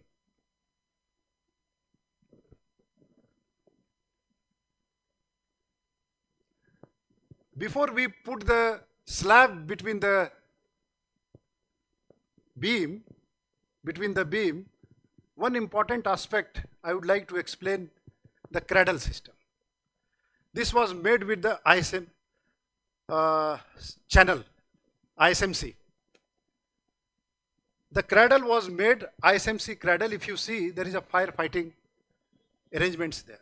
This cradle was made in the factory, and what you see here, everything was put in that cradle. Means lighting, air conditioning system, firefighting, smoke detection. So this was fabricated in 75 days. Before putting the slab, we put the cradle between the beam. And cradle held all these services. So each and every building was mapped with the different kind of a cradle system, and what is the requirement in the cradle as per the seating layout of the room. If I want light fittings here, I'll put in the cradle, pre-designed, with the very robust planning management, I'll put this light fittings here. I will not put it there. So this all were seating arrangements were made, and it was decided in the cradle system how these fittings will be put. So this kind of a 300 around cradle system was made, and this cradle was put before this slab was held between the beam. That gave us the flexibility of working on the last connectivity of the air conditioning or the electrical system or the smoke detection system next day after casting the slab, concreting. Now after this, what we did, we put the complete system was placed, so with the concreting done. So when we did the concreting, the M40 grade self-compacting concrete went into the column, the overflow went into the beam, overflow went into the slab. So it is cast in situ, monolithic construction. That's why I was calling it hybrid. So we erected the beam column slab and put it. So we have seen all three major elements of the building. Now whatever I have explained, just see with the, now very important, the toilet pod. The pre-finished, pre-volumetric construction, pre-PPVC model we adopted, and all these toilet pods, every floor had got 2 toilets. So there were around 14 toilets, 7-story, 7 into 2, 14 toilets were made in the yard like this. And it was brought to the site, bolted and concreted. So this was around, lift pod was 19 metric ton and the toilet pod was around 24 metric ton. Pre-finished and prefabricated toilet POD. And how it looked like, I'll give you a glimpse of it. It looked like this in the yard, and 2D wall we made it as a infill wall, and the parapet wall also was made into 2D. This was all made at this thing. This is the photograph of the finished toilet at the yard. Even the glass was put, mirror was put, and it was lifted and brought at a site. You will see in a video. This is the MEP cradle which I wanted to make it. It was made out of ISMC, 175 and angle of 50/4. And that's how in the yard, in the fabrication yard, we put all the services into that, and it was put before the slab was put in place, before concreting. So it gives us 50%, 60% of services was tackled during the 75 days of the pre-project activity. That was very important. 183 numbers of MEP cradle was made, and few were kept as an extra if there is a damage. That's how it looked like.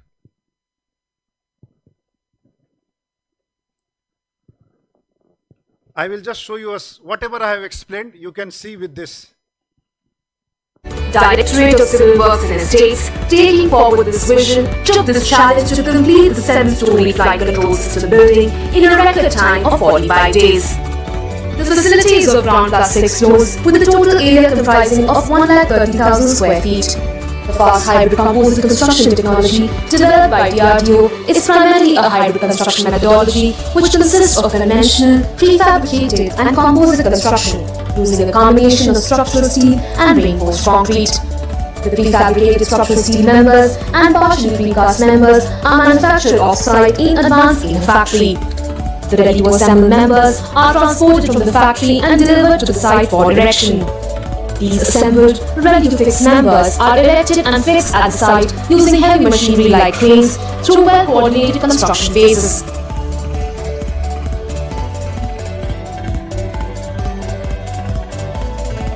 An off-site precast yard was set up for fabrication and assembly of precast elements.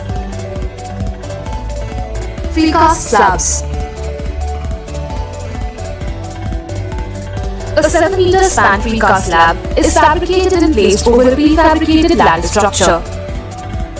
Using prefabricated pre-finished volumetric construction technology, mega-sized toilet pods, first of its kind, have been designed to fast-track project completion. Fabrication of all structural elements like columns, beams and slabs was completed in factory and erected on-site. Erection of columns is done on-site, including fixing of foundation bolts. Steel beam sections are erected and aligned.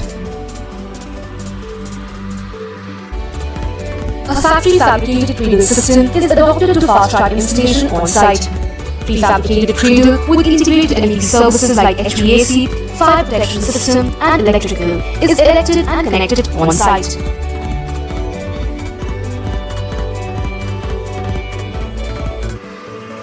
Precast slab elements are installed.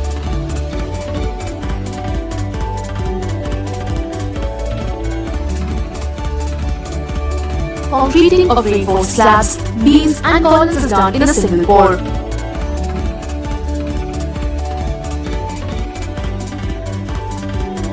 Precast lift pods. The precast lift pods are placed in position. Prefabricated pre-finished toilet pods along with LED services are lifted and placed in position. So this was the sequence of construction. Probably it would have given some insight into it, how it was done, sequential activity. Then we'll just see what all were the finishing part of it. Now if you see in architectural system, pre-finished modular wall resting on the floor and unitized external glazing of 4.5 meter by 1.5 meter was done. This glazing of this size of 4.5 meter, double insulated glass panel of 4.5 meter, because the height was 4.5 meter, the moment you put it, you cover one floor. 550 numbers were made in 75 days and put it from the day first. Normally the glass work is done at the end. We started from the third day, we'll explain how. Then pre-finished factory made modular walls. All these scientist cubicles were made. There was no brickwork inside into the building. Had it been 90 days, we could have done brickwork. If we increase the time, we can do the brickwork, half brickwork we can do. Here in this project, it was pre-finished factory made modular wall of 100 mm with aluminum framework and 20 mm pre-laminated MDF board. So that's how it looked like.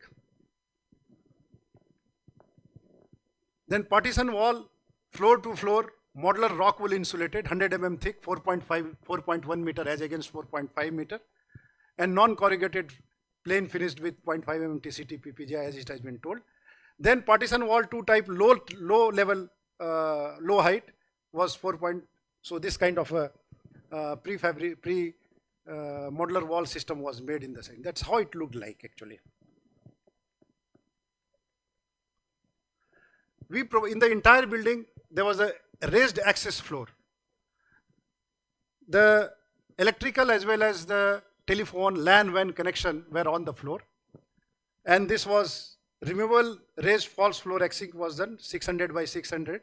That was the cementitious material, core material with 13 mm thick, supported on the GI pedestal.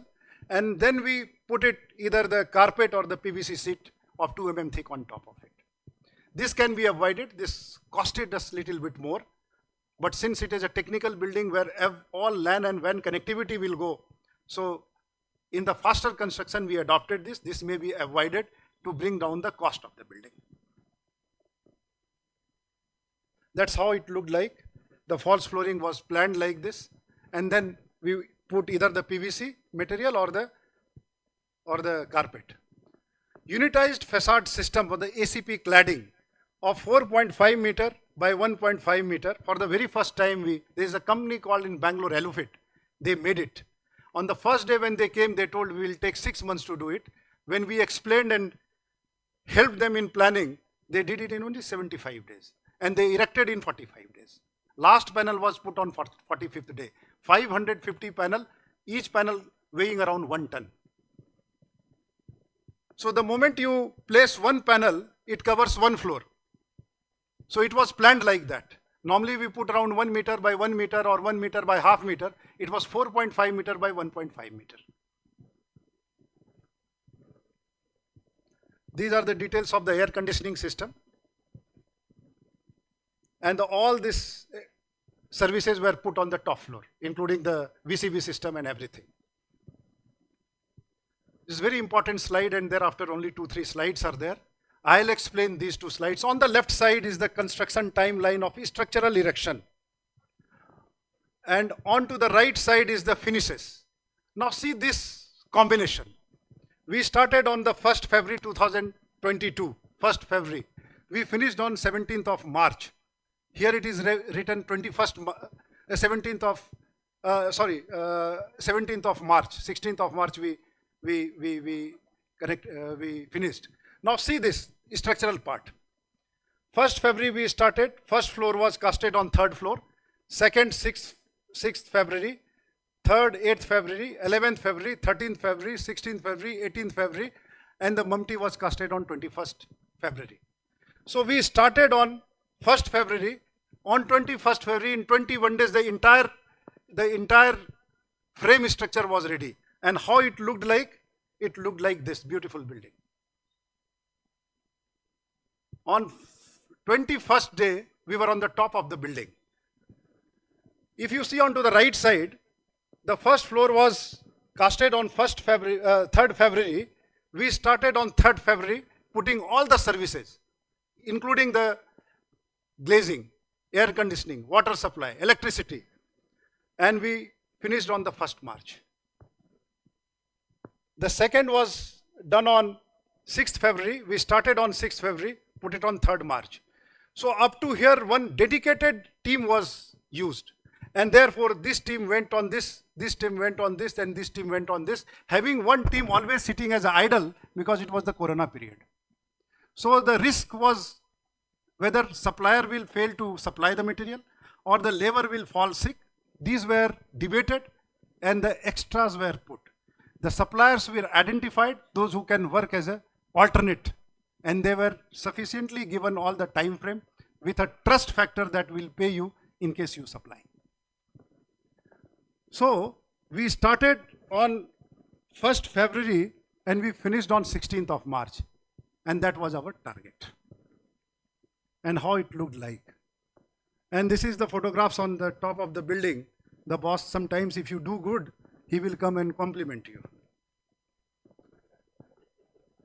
DG sir gives compliment sometimes to you all. So they will compliment you. We also get compliment. Time management is the essence of any project management. Each and everything you have to plan. I'm just leaving it to there. You can break down structure, break down structure you can make, and you can allocate resources and time for that. Now see the material management. On to the right side is the raw material units, those who are supplying to the main manufacturer. And right side the processing unit, these are the suppliers. All over the country, there were 24 plus 21, 46 numbers of suppliers and raw material suppliers, and the process and the product suppliers were there. Every day in the morning, 7 o'clock, we used to call up them, bring them on one platform, either Google Meet or Microsoft Team, and used to take what is the stock of the situation. The dedicated team of L&T, I must tell you, today I'm taking credit of that. They are the one who did it along with our engineers, monitoring each and every activity of the project. So that's how it has been done. If you see from the top to bottom, all over India it was covered. From each and every nooks and corners, the materials were brought to this site. In this kind of a construction, equipment and stores management plays a very important role. There was a very less space available. It was not a greenfield project. It was a project inside a laboratory where security and the less maneuverability was there. Even then, 4 cranes were put all around, which had a boom length of 32 meter, because the building length was 60 meter with some over between. Anti-collidal arrangement was done, so it's not collide. We had put tower crane 1, 2, 3, 4 of different capacity. Maximum was 44 metric ton because 25 empty metric ton weight was of the pod. So these were put all around 4, and approximately 20,000 ton load was lifted by this crane operator. Hats off to them, without any mishap, without any accident at site. Approximately 260 ton per day, that is approximately 26 trucks per day, equivalent to the material was put into this building in terms of load. You can imagine how much load were handled by this. Vendor management. You have to select the curated vendor. We, before offering any suppliers, we made it in such a way so that curated vendors should come. The pre-qualification criteria of any contract, that is very much important. You have to know the nerves of the market.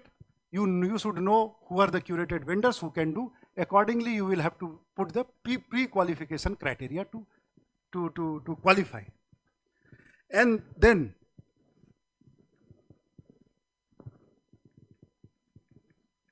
what I wanted to bring to your notice here is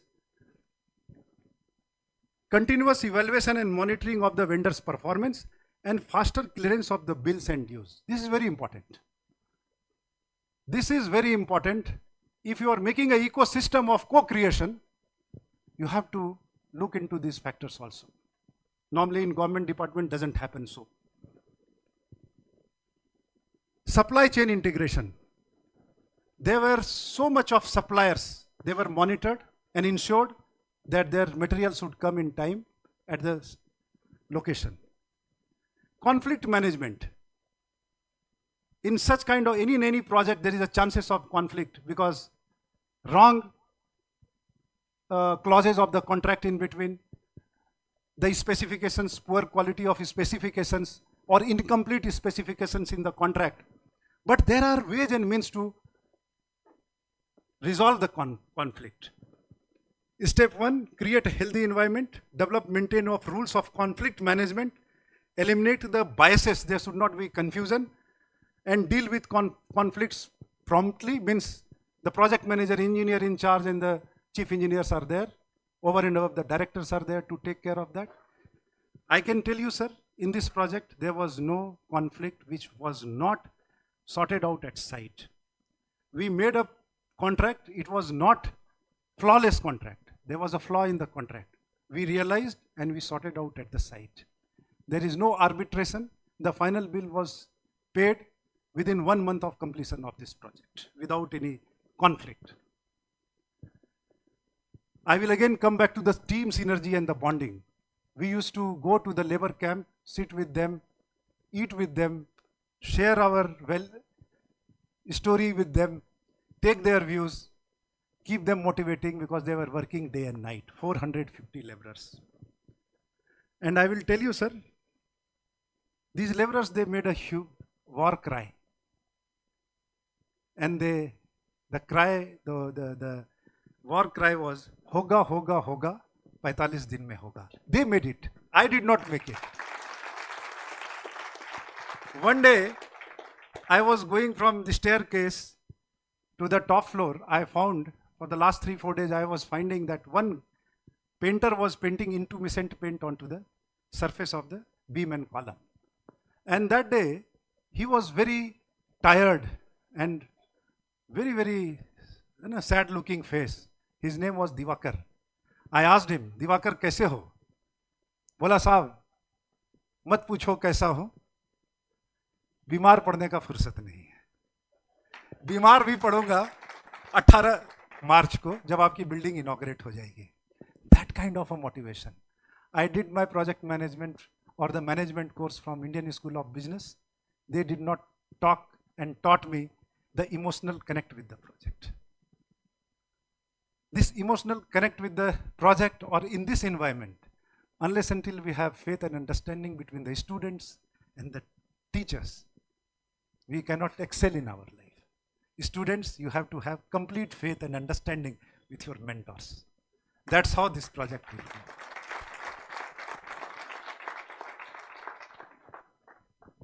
This is the project team. Apart from 450 laborers, this is the building which was made in 45 days. This is the inauguration picture when the Raksha Mantri came and inaugurated. And these are my labor force, those who made it. Just see the glimpse of the last slide, and that is the end of the project, end of the presentation.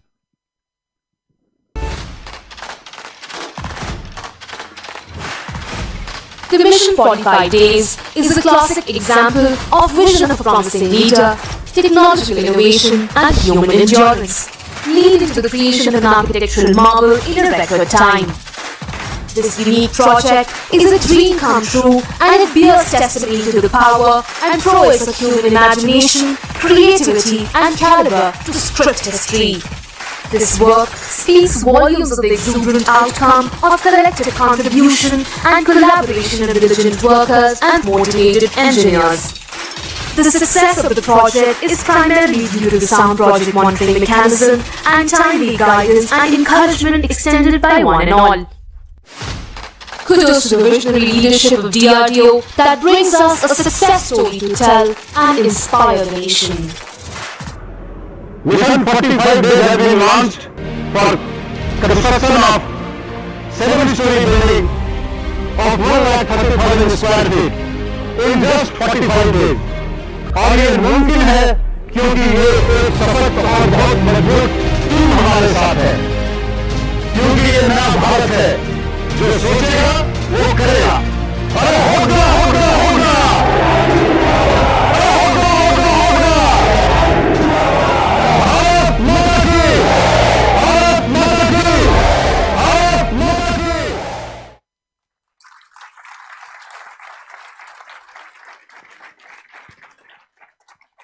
While I am standing here and taking all the credit, that would be unfair on my part if I don't give credit to AD Bangalore, the lab who has given this work to do us, all those scientists, those who have been working in this project to give AMCA and UCAV in next 3 years to make India self-reliant in the warfare, the air warfare.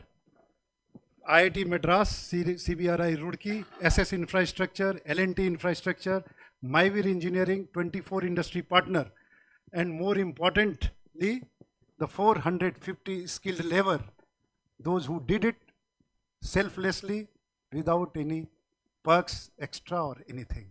That was the success story of this project. And in the end, I will say, those who dare, they win. Thank you very much for giving this opportunity, sir. Thanks, Ethan. If you have got any question, I am ready to take on.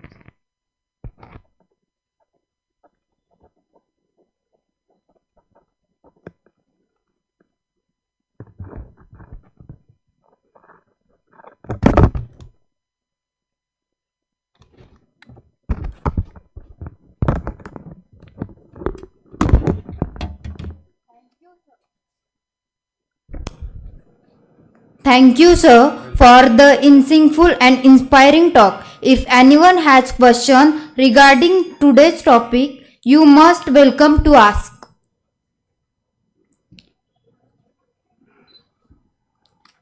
Now, I request Dr. Avsarmal sir to give vote act.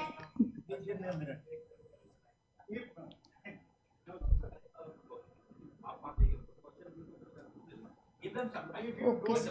ask question to me, I will ask question. No. I will ask a small question. Any question? Yeah, madam. You ask.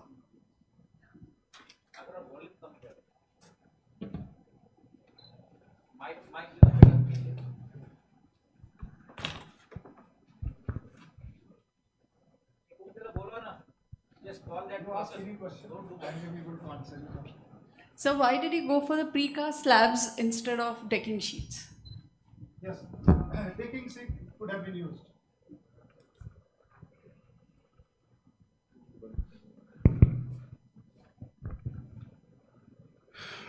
We had explored this possibility of putting the decking seat also, and this was one of the alternative available to us. We could have gone, but since we had a very good precast yard where we were making the 2D wall and the PPVC model of toilet pod and the lift pod, we also thought that we'll make this semi-precast slab there. So it was not a compulsion to us. We could have gone for the decking slab also. That was one of the options. In fact, we had kept this option for the top floor. In case in 75 days, if we cannot make 768 numbers of slab, I think it was there. If we fail short of it, then we would have done. This was one of the alternative method which we had kept it ready. So this is one of the options which could have been employed, and it is in the practice in many projects. So your question is very valid. It was one of the options.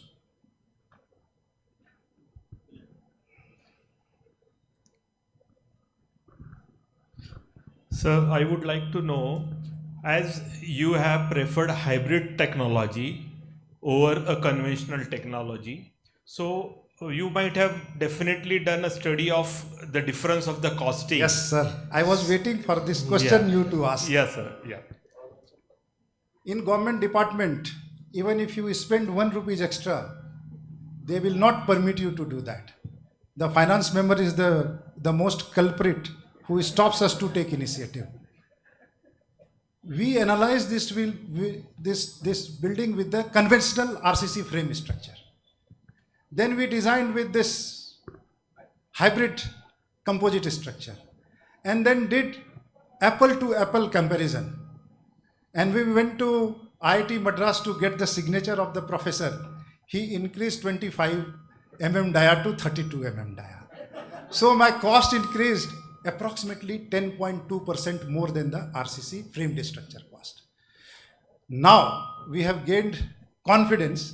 We have reduced the steel structural volume by approximately 4 to 5%. It is coming in the same plinth area rate as RCC framed structure. We are making new building with the same cost. So what we are doing, for finance member to give me sanction, we are taking sanction on the plinth area rates. They should not have any problem, and then making the tender into this composite cost. So, and we have got the now code, so there is no problem. It was 10.2% more than the RCC frame structure for this building. But we have now balanced it, because nobody will use higher cost for the same thing. We might as well will increase the days to construct and reduce the cost. DG sir will not agree to make this hostel.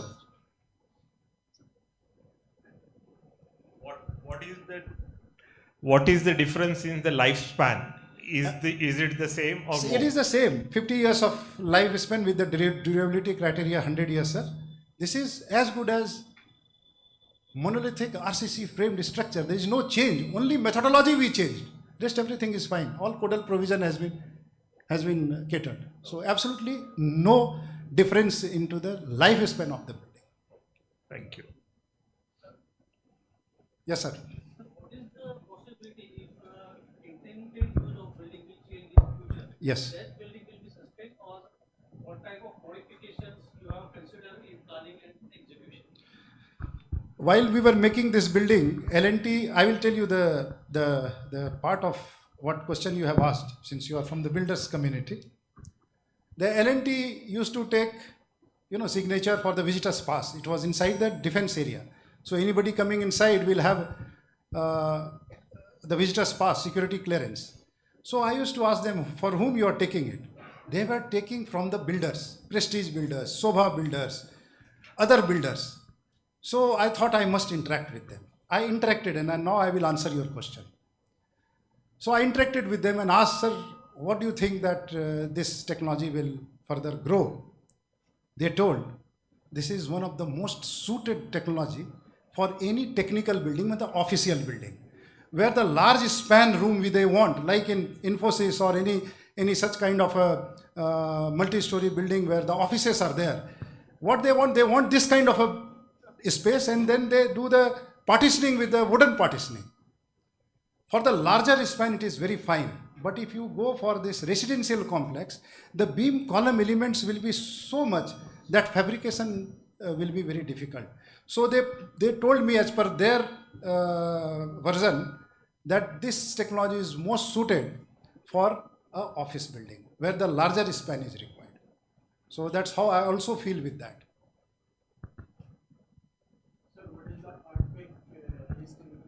So this is in zone 2.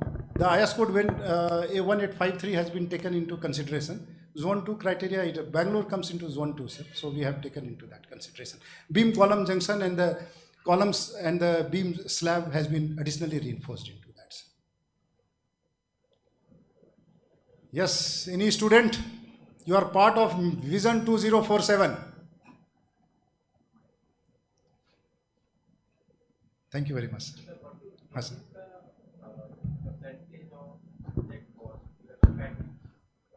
Planning. Yes. Roughly approximately 2% of the project cost, including the TADA, which I incurred in visiting around 26 numbers of suppliers. So if we add everything all, and then the best designers, the best architect which we have employed, we deposited the fee of the IIT Madras and IIT Roorkee, putting all together approximately 2%.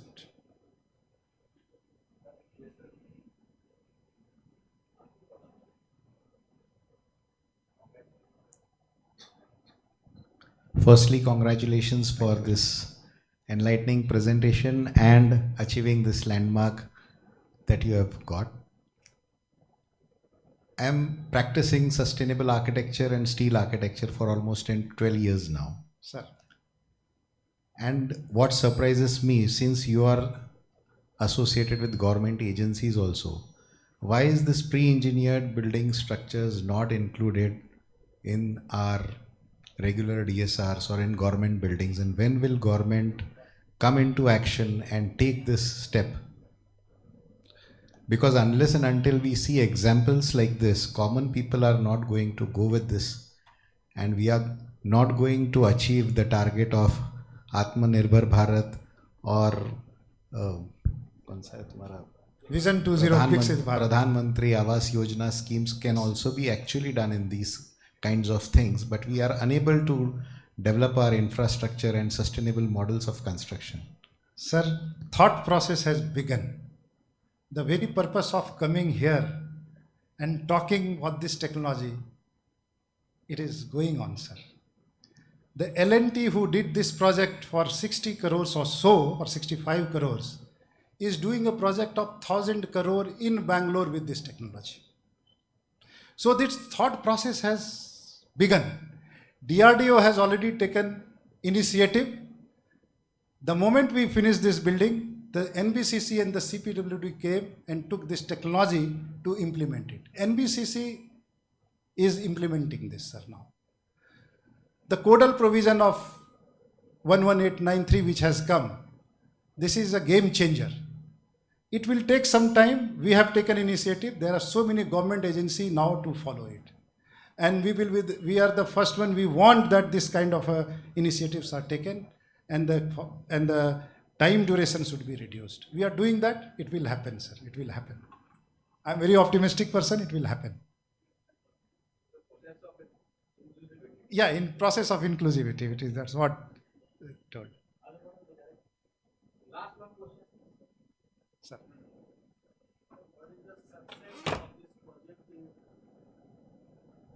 what is the success of this project in terms of sustainability? And have you calculated the waste percentage generated from this project? Per se, that study has not been carried out. Percentage, if you ask me, I have not carried out that. Had this building been there in Delhi, probably this structural glazing we would not have provided. It increases the cost of air conditioning. Since it is Bangalore and CV Nagar area having lot of, in DRDO complex, lot of greeneries all around, we could afford that. Had it been other somewhere in Rajasthan and Anand, we could have increased the time frame and decreased the load on the air conditioning. So this is what I can answer as of now. The percentage wastage reduction I have not calculated. I think from the next project or so, we will do this analysis also.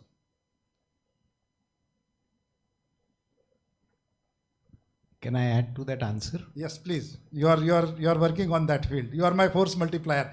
This is called teamwork. Please. I know, sir. No, sir. Actually, the purpose of this project was different. So that was on a little bit the backside. Please, sir.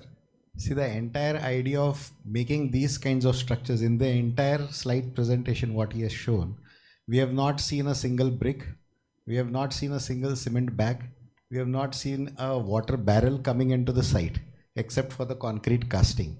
So there is absolutely no wastage that is created. All the structural members are created in the factory and brought on the site. They are accurately manufactured and they are brought on site. Even the precast slabs are manufactured on the yards and they are brought on site. So there is absolutely zero wastage as compared to our traditional construction techniques where we have sand lying on the roads and the crushed metal and cement and water that is being wasted in the curing and all these things. So if you evaluate the entire structure, the amount of natural resources that are conserved in this kind of construction makes it more and more sustainable and the need of the time. Give a big hand to him. Great. Thank you very much, sir. Thank you very much, all of you, for giving this opportunity and come here.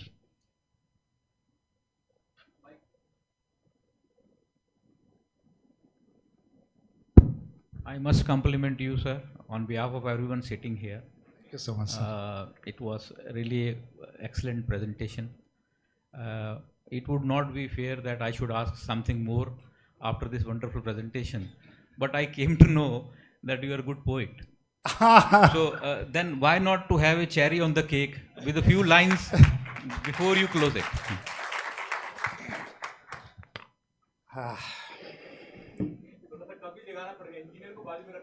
आपका phone चाहिए ना? हाँ, phone चाहिए.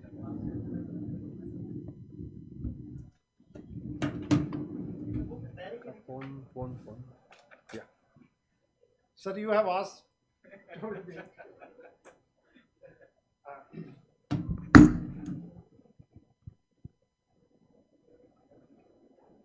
I have to read it out.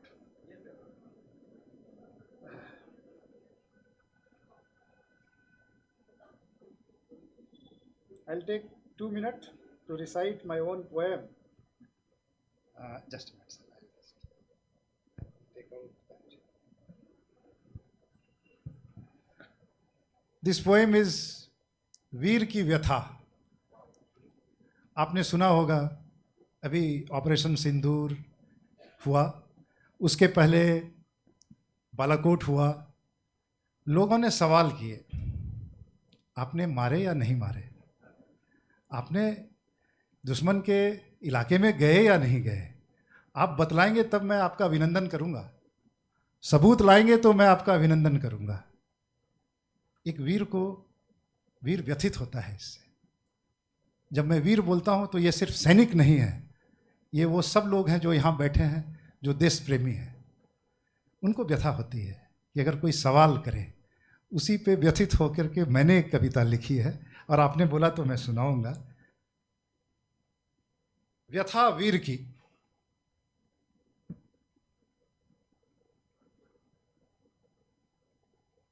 वीरों का वंदन हो और वीरों का अभिनंदन हो। वीरों का वंदन हो और वीरों का अभिनंदन हो। जन्म लिया है वीरों ने माँ भारती पर मिट जाने को, सर्वस्व न्यछावर कर इस मिट्टी में मिल जाने को। मातृभूमि पर जब संकट छाया, दुश्मन पर प्रहार किया, पलक झपकते ही शत्रु पर वज्रपात सा प्रहार किया। मां भारती के रक्षा हेतु प्राणों का बलिदान किया। मैं हूं एक उन्मत्त सैनिक, उन्मत्त मतलब पागल, सैनिक पागल होता है। मैं हूं एक उन्मत्त सैनिक, मातृभूमि का रखवाला, दुश्मन के रक्त से रंकित देश प्रेम का मतवाला, लेकिन अब आहत हूं, आघातित हूं। दुख हुआ है हमें भी, लेकिन अब आहत हूं, आघातित हूं। जब उठता सवाल सबूत दिखाने वाला, बतलाओ तुम कितने मारे, गोरा था या फिर काला। फोटो लाओ और सबूत दिखाओ, फिर मानूंगा हो तुम देश प्रेम के रखवाला। तब तक कैसे मानूं तुमको भारत मां का रखवाला। बिना सबूत के कैसे करूं तुम्हारा अभिनंदन और करूं परिनंदन। कैसे मानूं कि लगा ललाट पर दुश्मन के ही खून का चंदन। आहत हूं, आघातित हूं, क्यों लिया प्रतिशोध की ज्वाला। आहत हूं, आघातित हूं, क्यों लिया प्रतिशोध की ज्वाला। परिहास उठाते अपने ही जब, मैं लौटा पहन रिपु मुंड की माला। अब नहीं चाहिए मुझे तुम्हारा कोई भी अभिनंदन, अब नहीं चाहिए मुझे तुम्हारा कोई भी प्रतिनंदन। निराश कभी भी आहत है, जब मांगे वीरों से सबूत। देख नहीं सकता हूं अपमानित, होता भारत मां का सपूत। तोड़ मनोबल वीरों का क्या पाओगे, तोड़ मनोबल वीरों का क्या हासिल कर पाओगे। जब देश ही नहीं बचेगा, राजनीति क्या कर पाओगे। और लास्ट पंक्ति है, उठो हम वतन, देशवासियों उठो हम वतन प्रण लें कि देश नहीं झुकने देंगे। वीरों का मान नहीं गिरने देंगे और शान नहीं मिटने देंगे, शान नहीं मिटने देंगे। Thank you very much.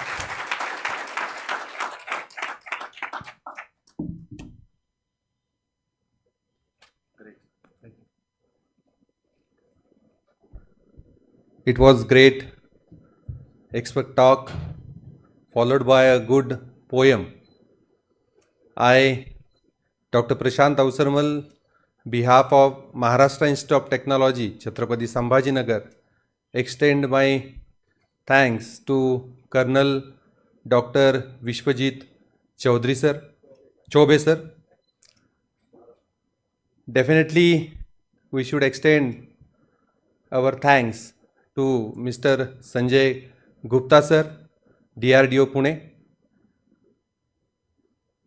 Our sincere gratitude to our mentors, management of GS Mandal Chhatrapati Sambhajinagar, President Dr. Y.A. Kaude sir, Director General Munish Sharma sir, Director Dr. Nilesh Patil sir, Dean Research and Development Dr. D.G. Regular sir, the members from ACEP Chhatrapati Sambhajinagar, architects from Chhatrapati Sambhajinagar, specially to the students of Marathwada region and specially to the student who came from Jalna Matsyadhari College of Engineering, Government College of Engineering, CSMSS, Devagiri College of Engineering and Government Polytechnic, and my dear colleagues and students. Thank you everyone for joining this session. I request all of you, please stand up for National Anthem.